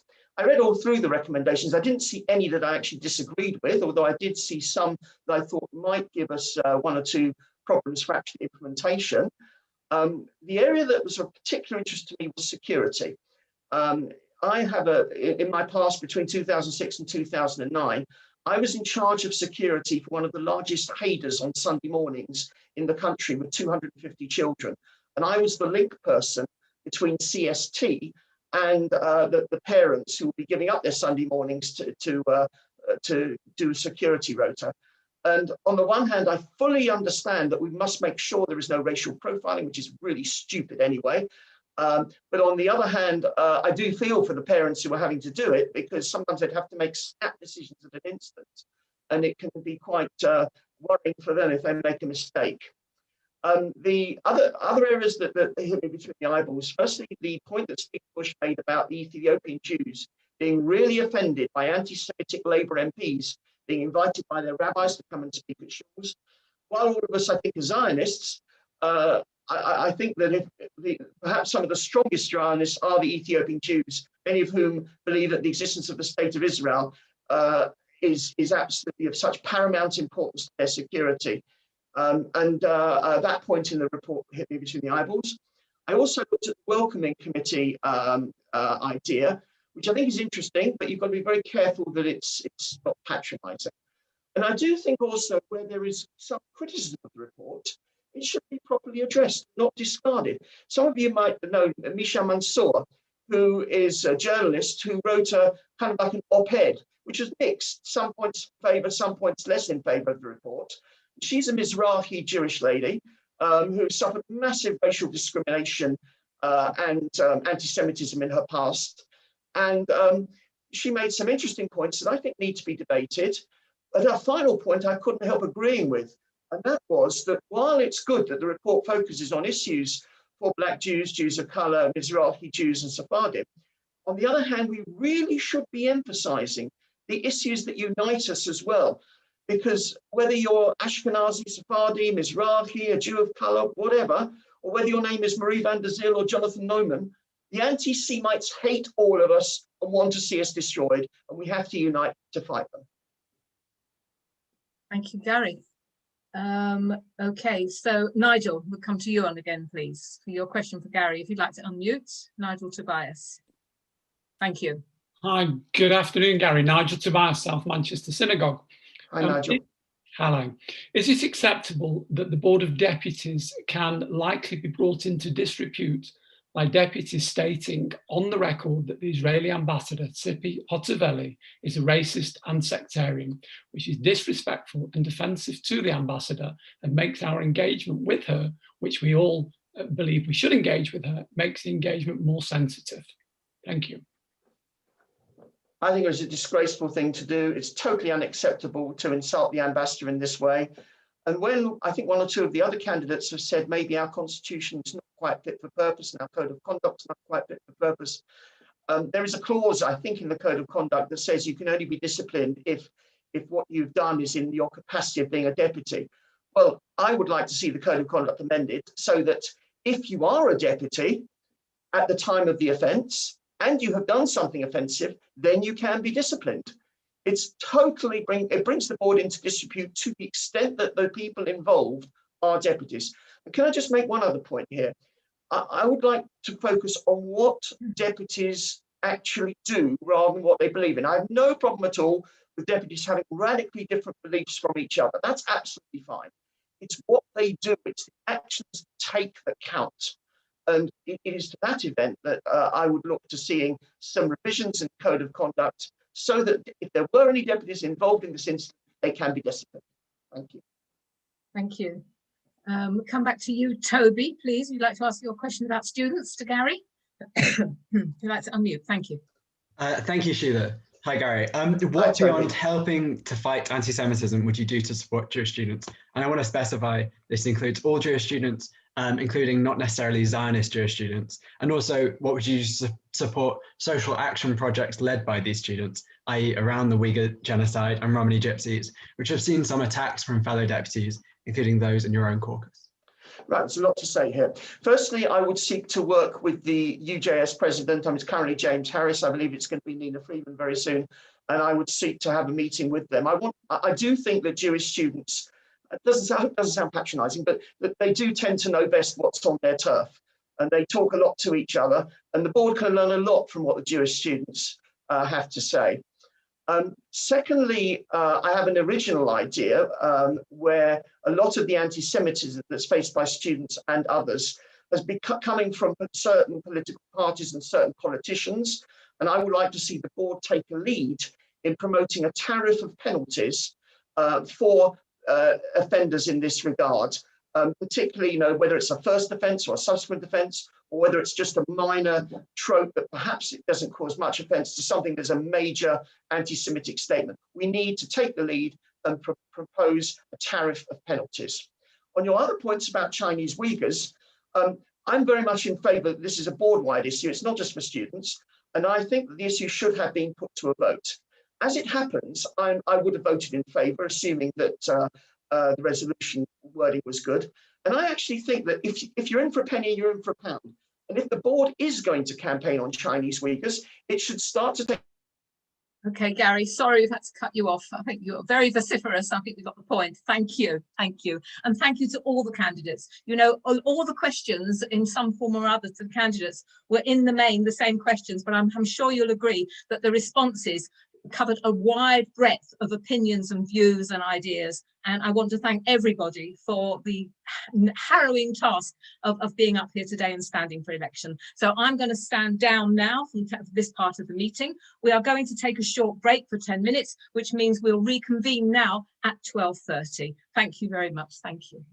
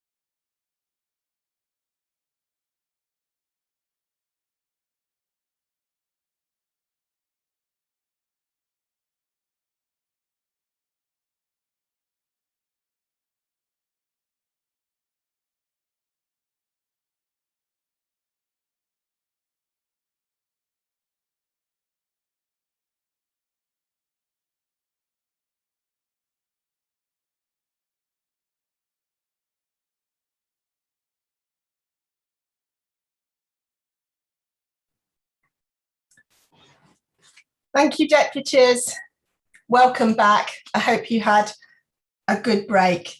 Thank you very much. We're now on to item 7 on the agenda, which is approval of the minutes from the meeting held on the 21st of March. Could anybody please let me know? I haven't had any indication that they're not approved. Thank you. I will take those minutes of approved. I've got some very, very sad news. A number of deputies have passed away. Stephen Curtis, Edgware and Hendon Reform Synagogue. Jonathan Davies from Golders Green United Synagogue. Sam Barson, former deputy for Hove Hebrew Congregation. And Freddie Lind, the husband of Eleanor Lind, the deputy for New North London. I also need us to wish a refuah shalema to Malvin Benjamin, deputy for Hendon United Synagogue, as he is unwell.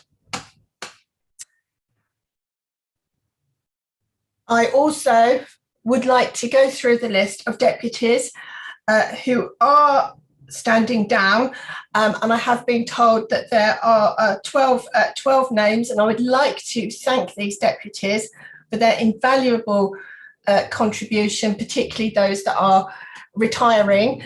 We will have an event in a couple of weeks' time where we can celebrate those deputies standing down, and of course other deputies who may be leaving. I want to read out the names.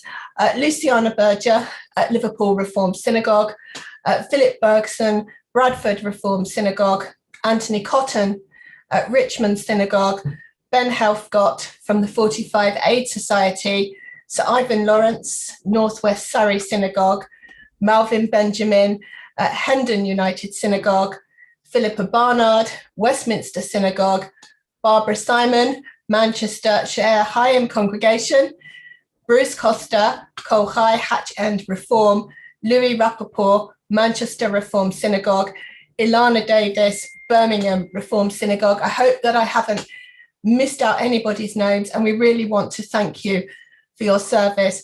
Can I mention Malvin Benjamin, who is unwell, but his communal involvement spans an incredible 64 years as a deputy at the Board of Deputies, and he has been involved in communal affairs since university.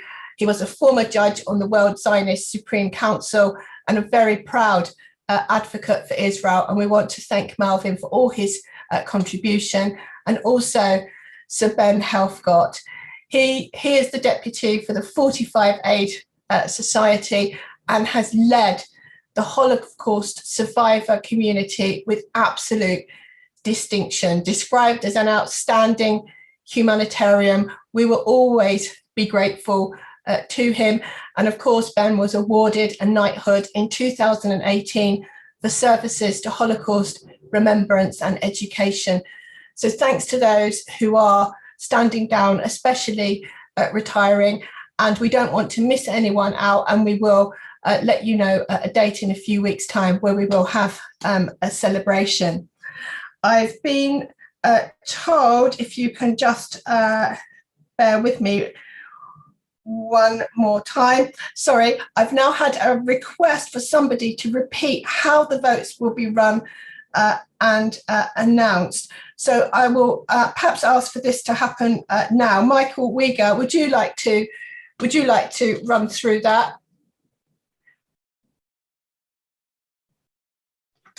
Thank you, Michael. Good afternoon, everybody, and I'm very happy to be corrected by Colin if I make an error, because I haven't got the document open in front of me. But basically, at 1:30, the votes polls will open. You'll be able to log on the email that you received. You'll be given a unique number, and you can vote between now and I believe 2 o'clock tomorrow afternoon. If you have not had the email, the essential thing to do is to contact Judy Silkoff by email this afternoon or very first thing tomorrow morning, and she will find a way of getting the email to you. Hopefully you'll have another email address that you can use.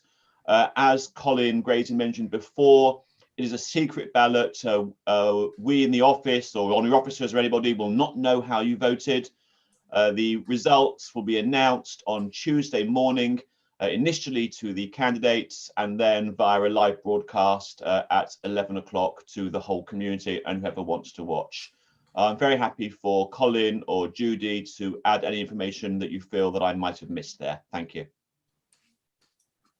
Thank you very, very much for that, Michael. That's greatly appreciated.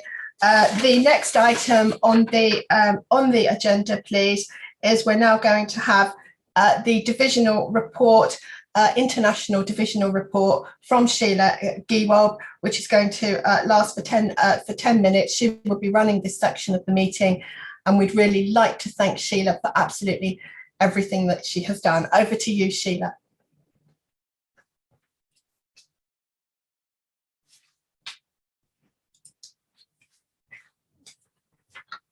Okay, I've unmuted myself. Thank you, Marie. Thank you, everybody. It's been an amazing ride.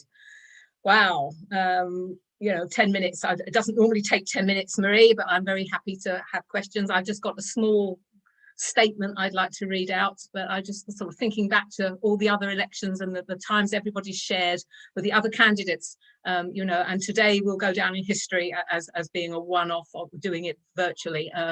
A never to be forgotten experience. So anyway, I'm pleased to present my ID report, the International Division report for March and April, which you will already have had sent. Thank you, Talia, once again for a very full report and everybody who's been so active over the last few weeks. I also want to say what an absolute honour and privilege. I know people throw these words around, but you know, for me, a deputy from Cardiff who had no communal engagement at all until I became a deputy. You know, I've just written a piece for the Cardiff Shaw magazine that said that when I was first suggested, when I moved to London, I married Roger, I should be elected as the Cardiff United Synagogue deputy. I thought the Board of Deputies, I got confused with Board of Guardians. I didn't even know what the board did.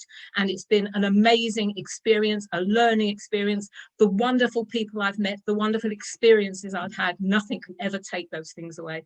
And it's been an honour and a privilege.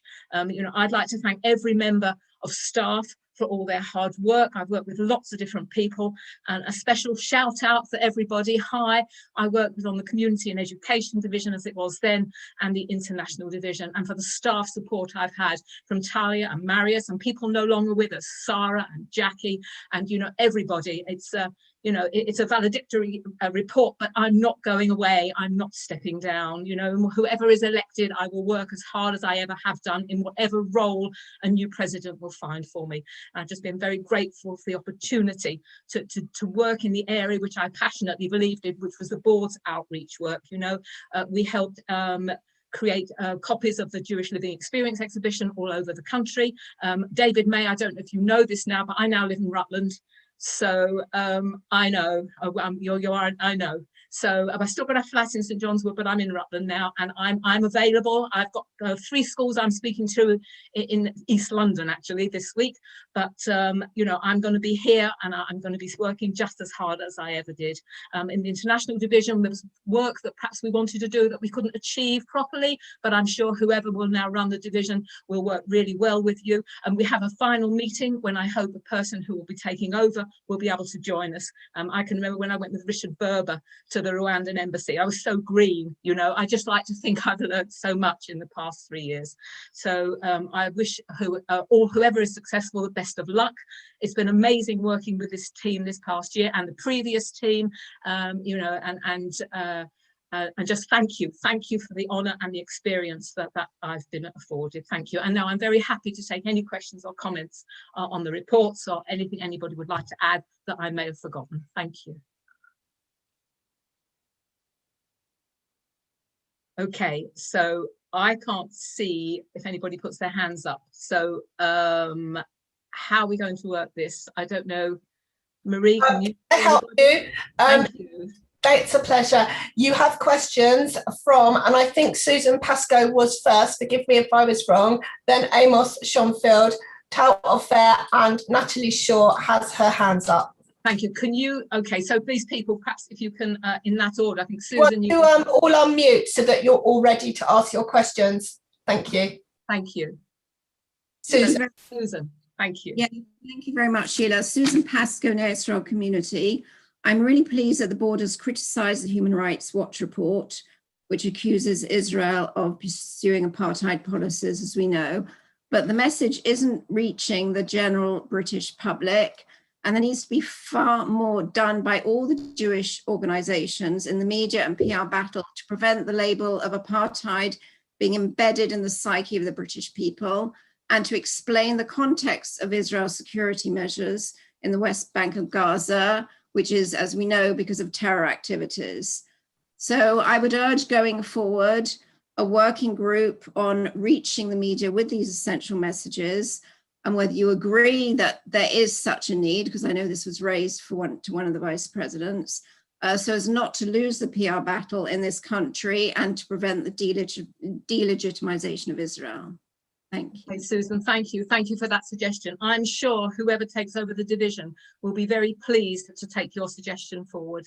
You know, you will be able to get in touch through me, if you like, to whoever is taking over the division, and to be able to communicate and engage your suggestions to them. But I agree, it's so important that we work to get this message across. Thank you. Thank you. Was it Tal who was next? I don't. Yes, you've actually got, you had Amos first, then Tal, then Natalie Shaw and Flora Frank, but you may not have enough time, Sheila, so you'll have to manage time. Thank you. Okay, so just a short question then. Amos. Yes, hi, Amos Schonfield, Deputy for Yachad. First, on behalf of deputies from the International Division, thank you so much for your 3 years. It's been wonderful working with you, and I'm delighted that you're saying you're going to stick around and carry on. That's great news. Unfortunately, the rest of my question is less prosaic. It's gone undiscussed so far today. The issues going on in Sheikh Jarrah at the moment, the evictions, the forceful evictions and displacement of Palestinians resident in East Jerusalem, and the incident at the Al-Aqsa Mosque on Friday, where a stun grenade was thrown into the third holiest site in Islam. If this was happening in the UK, this doesn't need to be said, but if this was happening in the UK, the board would have spoken out already. The fact this is happening to Palestinians means that somehow the board renders itself mute. When can we expect a statement on this? It's vital that when we talk about Israel, and we do it regularly, that we do so in condemning criminal acts. I think it's absolutely vital. If we worry about the PR, that was the substance of Susan's question before. There's no worse PR than throwing grenades in a mosque. We really need to be on this. So please, can we find out when we'll get? Yeah, I know. I'm being pushed for time already. Yeah, I agree with what you're saying. It's you know, we just want peace in Jerusalem, in whatever form it comes, and that we do need to speak out. And I will consult with the staff. And you know, it's a difficult position. We have presidential candidates, but Marie at this moment is still president, and we will look to see if we can do anything along these lines. Okay. And one more question, then, please. Okay. So, Tal, you had the opportunity to speak today, asking questions. Natalie, I'm coming to you for the last question. Thank you. Good afternoon, Marie, and also Sheila. Sheila, I just wanted to personally thank you. I've been a deputy for 9 years now, and over that 9 years, I've always seen you making an excellent contribution to the board. It will be a big loss to the board not to have you there as a voice of sense, and also for a person who does include people in the board in what actually goes on. So could I perhaps encourage you maybe to stand as president in 3 years' time? You know, I really think we'll make we're losing a very valuable person today, and I just want to express my thanks to you. Thank you. Thank you, Natalie. Thank you. And it's likewise working with you. It was a great honour. So I've had lots of support over the years, and, you know, never say never. I'm still going to be active. I'm still going to be here. Let's see how things unfold. I'm not going to wait. I hope to be the voice of reason in any opportunity, and to also help to progress the board's work. So thank you on that positive note. And I'm going to hand back to Marie. Thank you, everybody.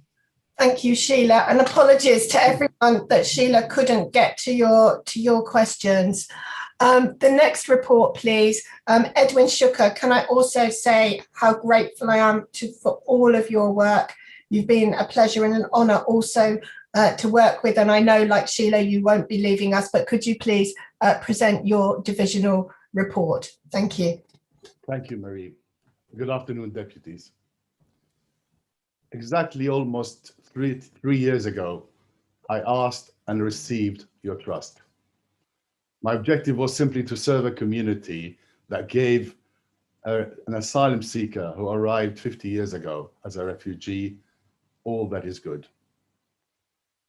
I am grateful for that privilege, and I'm here today to hand back my mandate to one of the fine persons who you will elect and earn your vote. It had been an eventful triennial, with the second half overshadowed by Corona, but the board quickly learned to live with, to adapt, and to thrive. Communities and Education and Interfaith Division covers a wide range of subjects, mainly positive and empowering. I was fortunate to have at least 16 positive and creative deputies on this division. I was also backed by a reliable, knowledgeable, and dedicated staff. I say at least 16 elected because we had enthusiastic and keen observers who attended so regularly that they actually sent apologies on the rare occasions when they could not make it. I salute all of you for making it such a productive triennial. I'm going to mention some highlights today. Highlights such as the revolutionary Invest in Peace.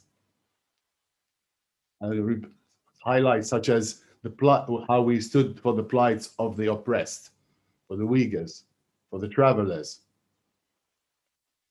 Highlights such as heritage and disused cemeteries that Dawn Waterman managed to make stories, wonderful stories out of disused cemeteries.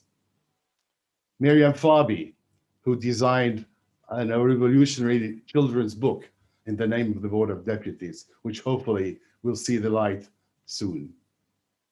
Pikoach, one of the proudest projects I have been associated with, relaunching and with a new framework and a new booklet. Equality Champion. Youth engagement. We had the very first plenary ever run by young people. Most proud I was with engaging communities. Deputies, between a square of four, the small communities with Ed Horridge, the regional director, Sarah Radivan, Lauren Kailes, and my vice chair, Andrew Gilbert. We have reached and covered almost from the smallest to the largest, and from the south to the uppermost of Scotland. The other thing that I'm proud to be associated with is the Commission on Racial Inclusivity. I, for sure, even though I'm leaving the edge opposition, I will be watching and I will be monitoring and I will be participating and I will be assisting any organization that wish to implement these incredible revolutionary recommendations.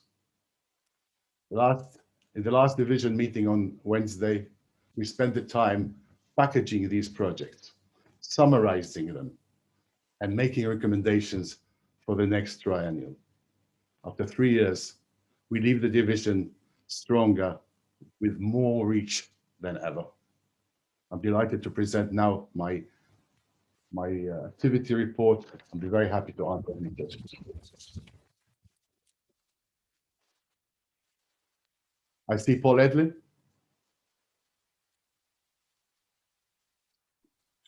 Thank you. I just wanted to say very briefly that how sorry I am that you're not standing for office and your retirement. I just want to thank you for doing so much for British Jury. It's been amazing and it's been a privilege to work with you in the past, and especially recently in the work you've done to allow the board to move forward with the Scottish Council of Jewish Communities and creating a new structure for that organisation, and the assistance you've been to my community, the Glasgow Jewish Representative Council, and also going back years, the work you did internationally in the International Division. It's been a pleasure and a privilege, and it's been wonderful. Thank you so much. And also, as I've got a few seconds left, I also want to thank Sheila who has done so much, not just in international and before that community issues, but also for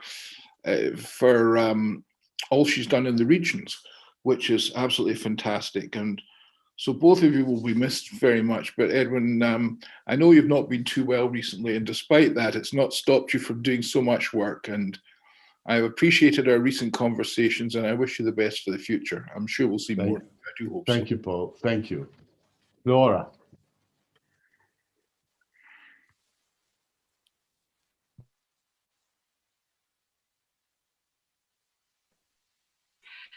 Edwin, we're all devastated. The whole division is devastated that you're leaving. And I take this opportunity, I've come back to you to thank Sheila, two outstanding chairmen of our wonderful, amazing division that does so much work. We're not the Cinderella, because you and Sheila and your past, Jerry Lewis in the past and others have always put us in the forefront, but I don't think people taking this seriously as we ought to be taken. And I, really prevail on the next chairman. And it's nothing to do with Sheila, nothing to do with Edwin. It's just, I suppose, time being of the essence at board meetings. Gary Mon brought it up, yes, and other people brought it up, that we have to spend much more time on the divisions. But the two outstanding chair, I salute you both. It's not going to be a loss, because thank God you're going to carry on. But we want to see better and higher things of you. I know you're not looking for any accolade or anything, but everybody said it. I'm too full, I'm too emotional about these things. You've been just such an honor, such a kavod, such a zuchut to work with both of you and with the past chair before you. Thank you so much. There was Amanda Bowman as well. You've all been amazing. Thank you. Thank you so, so much. I learned so much from you, and you had a grasp and understanding of the community. That's the most important thing. Not just your passion, but and not just your intellect, your just understanding and your care and concern. And thank you, and thank Andrew Gilbert as well. I can't mention all the other past chair people. He's been amazing. Everybody's been amazing on the committee. Thank you. I've learned so much, and I've got so much out of it. Thank you. Lovely. Can I hand back to the chair, or shall I carry on with the motion? I will carry on. I'll take over today. Thank you so much, Edwin, and thank you, Paul and Flora, for your absolute heartfelt comments. That they were lovely tributes. Thank you. We're now going to move on to the climate change motion. So I'm going to hand back again to you, Edwin, if you would like to present the motion. Thank you. Thank you very much. It's my lucky day. I am delighted that the very last item in the triennial, in the entire triennial, is such a positive motion, and we've decided that the social action part of the division will be showcased today, and we'll have the privilege of the very last slot.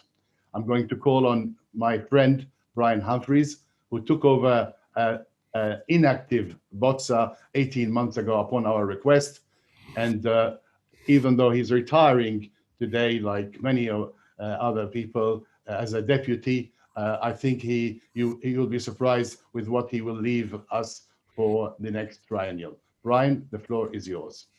Thank you. Brian Humphreys, Finchley Reformed Synagogue, currently chairman of what is known as BOTSA. A bit of background. BOTSA originally started some 20 years ago from the initiative of Neville Sassini, and it was known as the Environment and Social Issues Action Group, as it concentrated in its early years on the Big Green website. And as the range of issues it dealt with became broader, it changed its name and became the BOTSA.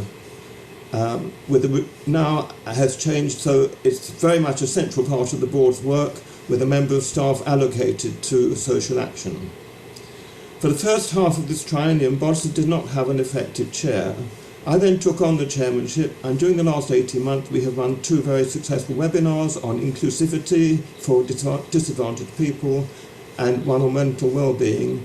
We've raised a number of issues at plenaries, and as you'll now hear, we are presenting to this plenary a groundbreaking resolution. The impetus of this has meant that this committee has now decided to change, and as from the future it will be known generally as the Social Justice Committee. With the same broad remit, but we hope with a higher profile. The resolution on the climate emergency that I am now proposing is groundbreaking in that it is, I believe, the first time that a UK Jewish communal organisation will have publicly stated that we are now facing a climate crisis, and it recognises that the Jewish world has a part to play in helping the world achieve net zero carbon emissions. Without this commitment from all sections of the global society, the chances of keeping the net increase in the temperature of the Earth to 1.5 degrees above pre-industrial levels are almost negligible. The wording of the resolution is: the Board of Deputies hereby recognises the global climate crisis and resolves to play its part to achieve net zero carbon emissions by 2050. The Board of Deputies should encourage participation in education initiatives. This meeting therefore calls on the Board to take appropriate actions alongside eco-synagogues and other partners to achieve net zero emissions by the target date. The Communities and Education Division will monitor progress on this and report back to the plenary no later than 6 months after this motion passing. It was originally intended that the motion on the climate emergency should be presented to the March meeting. The original wording called on constituents to take action and suggested 2045 as a target date. Some proposed amendments were submitted, which we, as proposers of the motion, have agreed to accept, as the alternative would have required long debate and a separate vote, and time constraints would then have precluded the resolution being considered at all. You will therefore see that the resolution calls on the Board to take appropriate action to help achieve net zero emissions by the target date of 2050. The resolution leaves it open for constituents to take up the challenge, but is not in any way imposing any obligation to do so, although we would hope that many will. It will be up to the Social Justice Committee and the next triennium to determine what action should follow. My hope would be that the Board will be encouraging all its constituencies to have a plan of action that they will follow, but as I indicated, that will be for the future to determine. I therefore have pleasure in proposing the resolution for your consideration and I hope adoption. Thank you. Thank you, Brian. We have asked deputies who wish to vote or speak against the motion to identify themselves by Friday morning, and I'm delighted to call on Robert Festentine, who asked to speak. Robert? Yeah, okay. Hi, can you, good morning. No, good morning, good afternoon, good evening. Thank you. How long do I, oh, thank you. There we go. You have 2.5 minutes. Thank you. I don't propose to speak for all of this time, but what I would say is that whilst I accept that this is a serious issue, what concerns me is that we are not addressing the more pressing issues in the Jewish community. There has been recent reports about school children being assaulted at Jewish Free School and other schools. There are very long-standing issues over what are called chained women, agonot. And the Board doesn't appear to be embracing these at all, or if they are, they're certainly not making it public. I don't disagree that climate change is an issue, but as the Board of Deputies of British Jews, I think that we should be concentrating now on those matters which are truly urgent and which affect so many people in our community, particularly those who are more vulnerable and less willing to stand up and speak for themselves.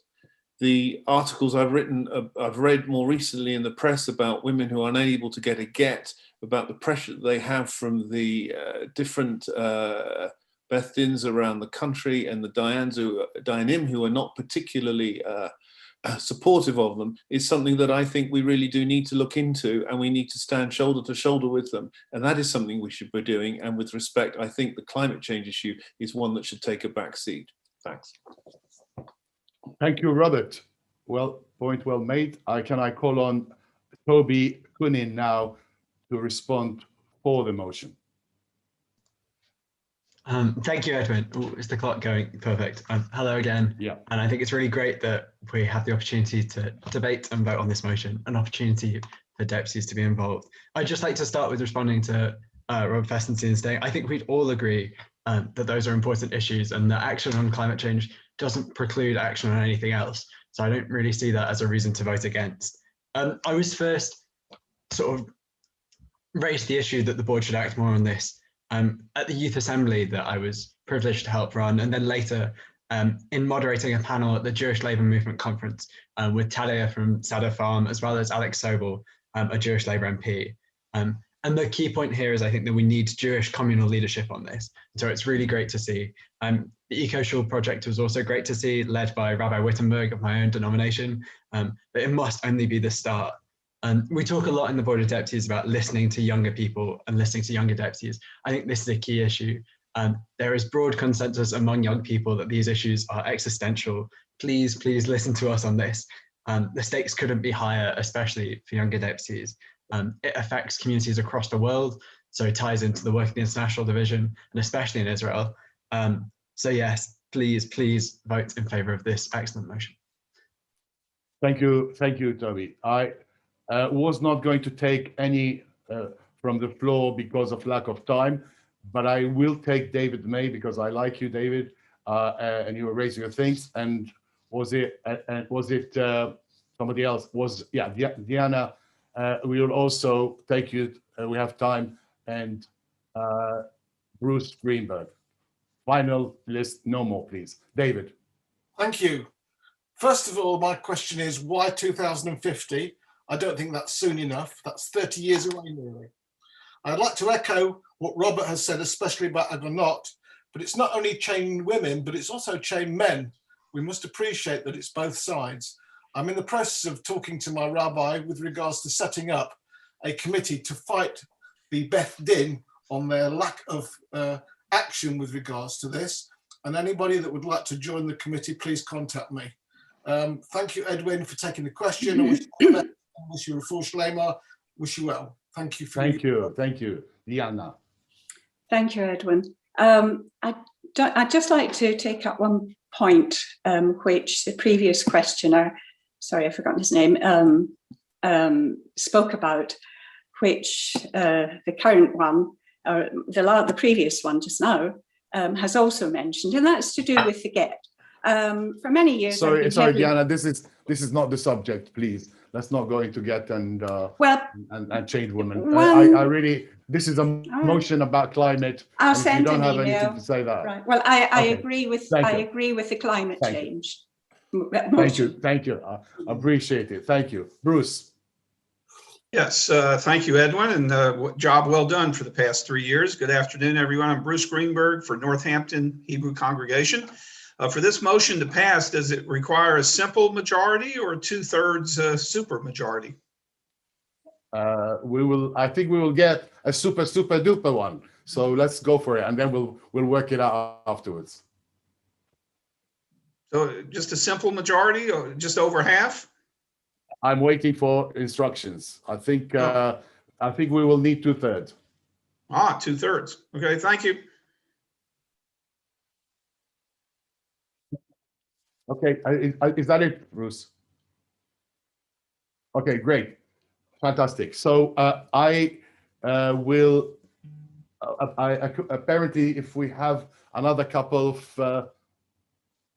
people wanting to say anything about the climate, if not, we will finish early today. I'm calling now on Talia Chain from Sadr Farm to summarize and second the motion and to do the rally for the voting. Talia. Hello, I'm calling in from the greenhouse. The climate crisis is surely the largest current threat to humanity. Across the globe, movements and faiths are taking a stand, asking the government to make the necessary changes and looking to individuals to change their behaviour to ensure there is a planet suitable for our children to live on. Scientists, alongside the UN, agree that the time for change is right now. And we as the Board of Deputies and a role model to the Jewish community, need to show we are not just on board with this, but leading the way for the Jewish community. Chief Rabbi Mervis calls climate change one of the most profound challenges ever faced and one of our top priorities. And it is time to show that we agree by taking this first, just the very first step, and declaring a climate emergency. Please vote yes on this motion. Thank you so much, Talia. That was absolutely brilliant. And Talia is one of the most recent deputies who joined us, and it's an indication of where we are now, that Talia can find her place in the Board of Deputies. Who would have thought of that 25 years ago? Thank you, Talia. I'm being corrected that all we need is a simple majority for this. So I apologize if I gave the wrong answer. I just want to mention now, because we have a couple of minutes, about Eco Synagogue. So it's another social action thing which we, the board, adopted and worked with Rabbi Wittenberg and with the committee. And you know, 30 synagogues, mostly from deputies' requests, have now joined the Eco Synagogue, and deputies asking the committee, for example, to make presentations. I understand one was done Edgware Masorti last week. So you're encouraged to do so, and you will be encouraged by the next triennial to work on climate changes as well. I now give Judy Silkoff, our backbone, a minute or so to take out the under 35 or people who are observers, so that we can make a vote. I just want to say to you one last thing today, that this motion is one of a series of bold initiatives that the board has and will introduce. Where there is a consensus, we will do so. The board will not just represent, but will lead. Can I have the motion now on the screen, please, Judy? Okay, the motion is the Board of Deputies hereby recognizes the global climate crisis and resolves to play its part to achieve net zero carbon emissions by 2050. The Board of Deputies should encourage participation in educational initiatives. This meeting, therefore, calls on the board to take appropriate action alongside Eco Synagogue and other partners to ensure they achieve net zero carbon emissions by the target date. The CEID division will monitor progress on this motion and report back to the plenary no later than 6 months after this motion passing.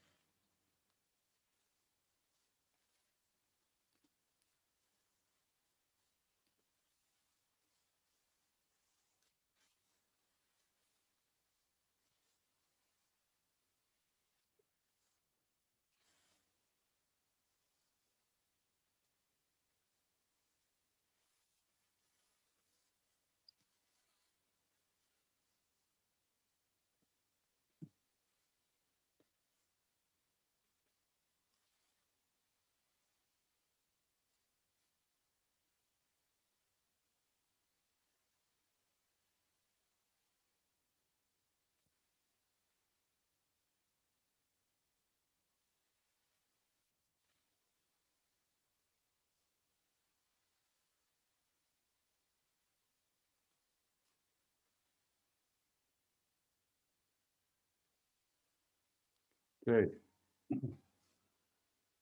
85% to 15, 2/3, 80%, 85%. Well done, board. Very proud, and thank you very much. I hand back to the chair.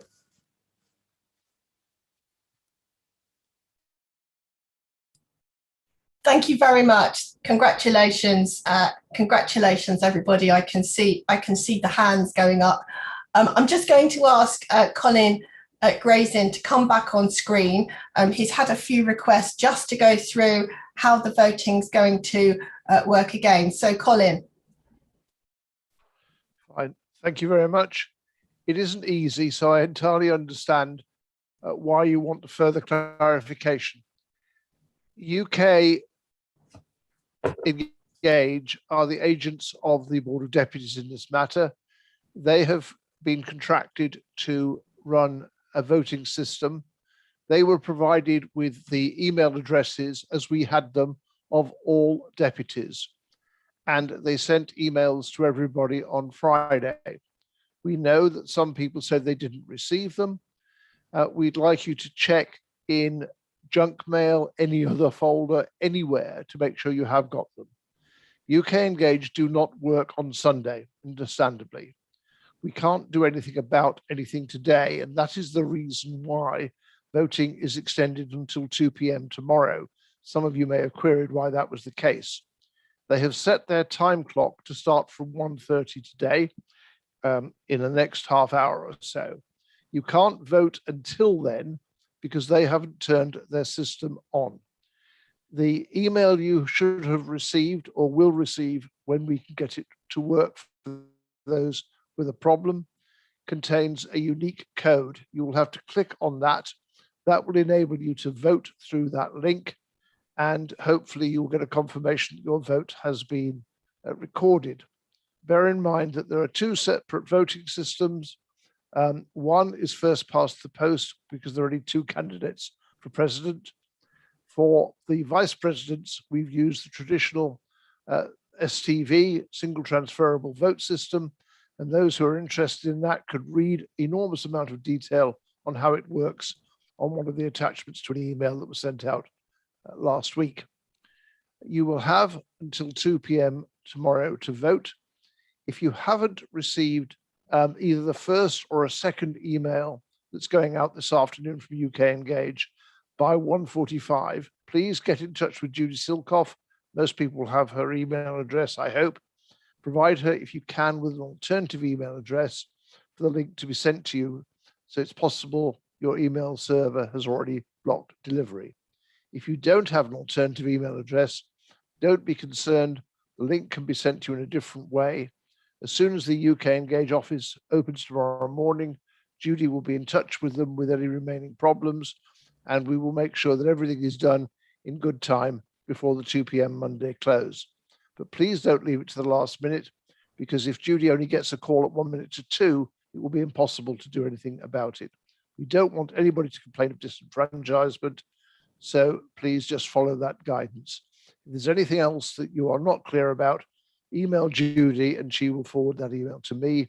We will try to respond individually within the next few hours. It will only be about process. It will not obviously be anything to do with the merits or otherwise of any individual candidate. I hope that helps. Thank you. Thank you very much, Colin. That's very, very appreciated.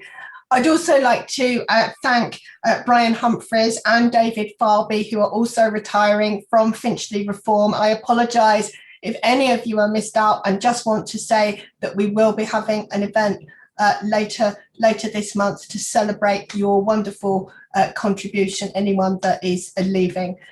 So thank you. What a meeting it's been. I would like to take the opportunity to thank my fellow honorary officers and all of the board staff. It's been a tough 3 years, given all the challenges that the community has faced, and we have more than risen to those challenges. I wish to thank all of the candidates today. I wish to wish everybody good luck. And I would like to thank you, the deputies, for all your enthusiasm and contribution. Thank you for everything. Thank you. I'm giving a big clap to everyone, so thank you for everything. We're now going to close the meeting. Thank you.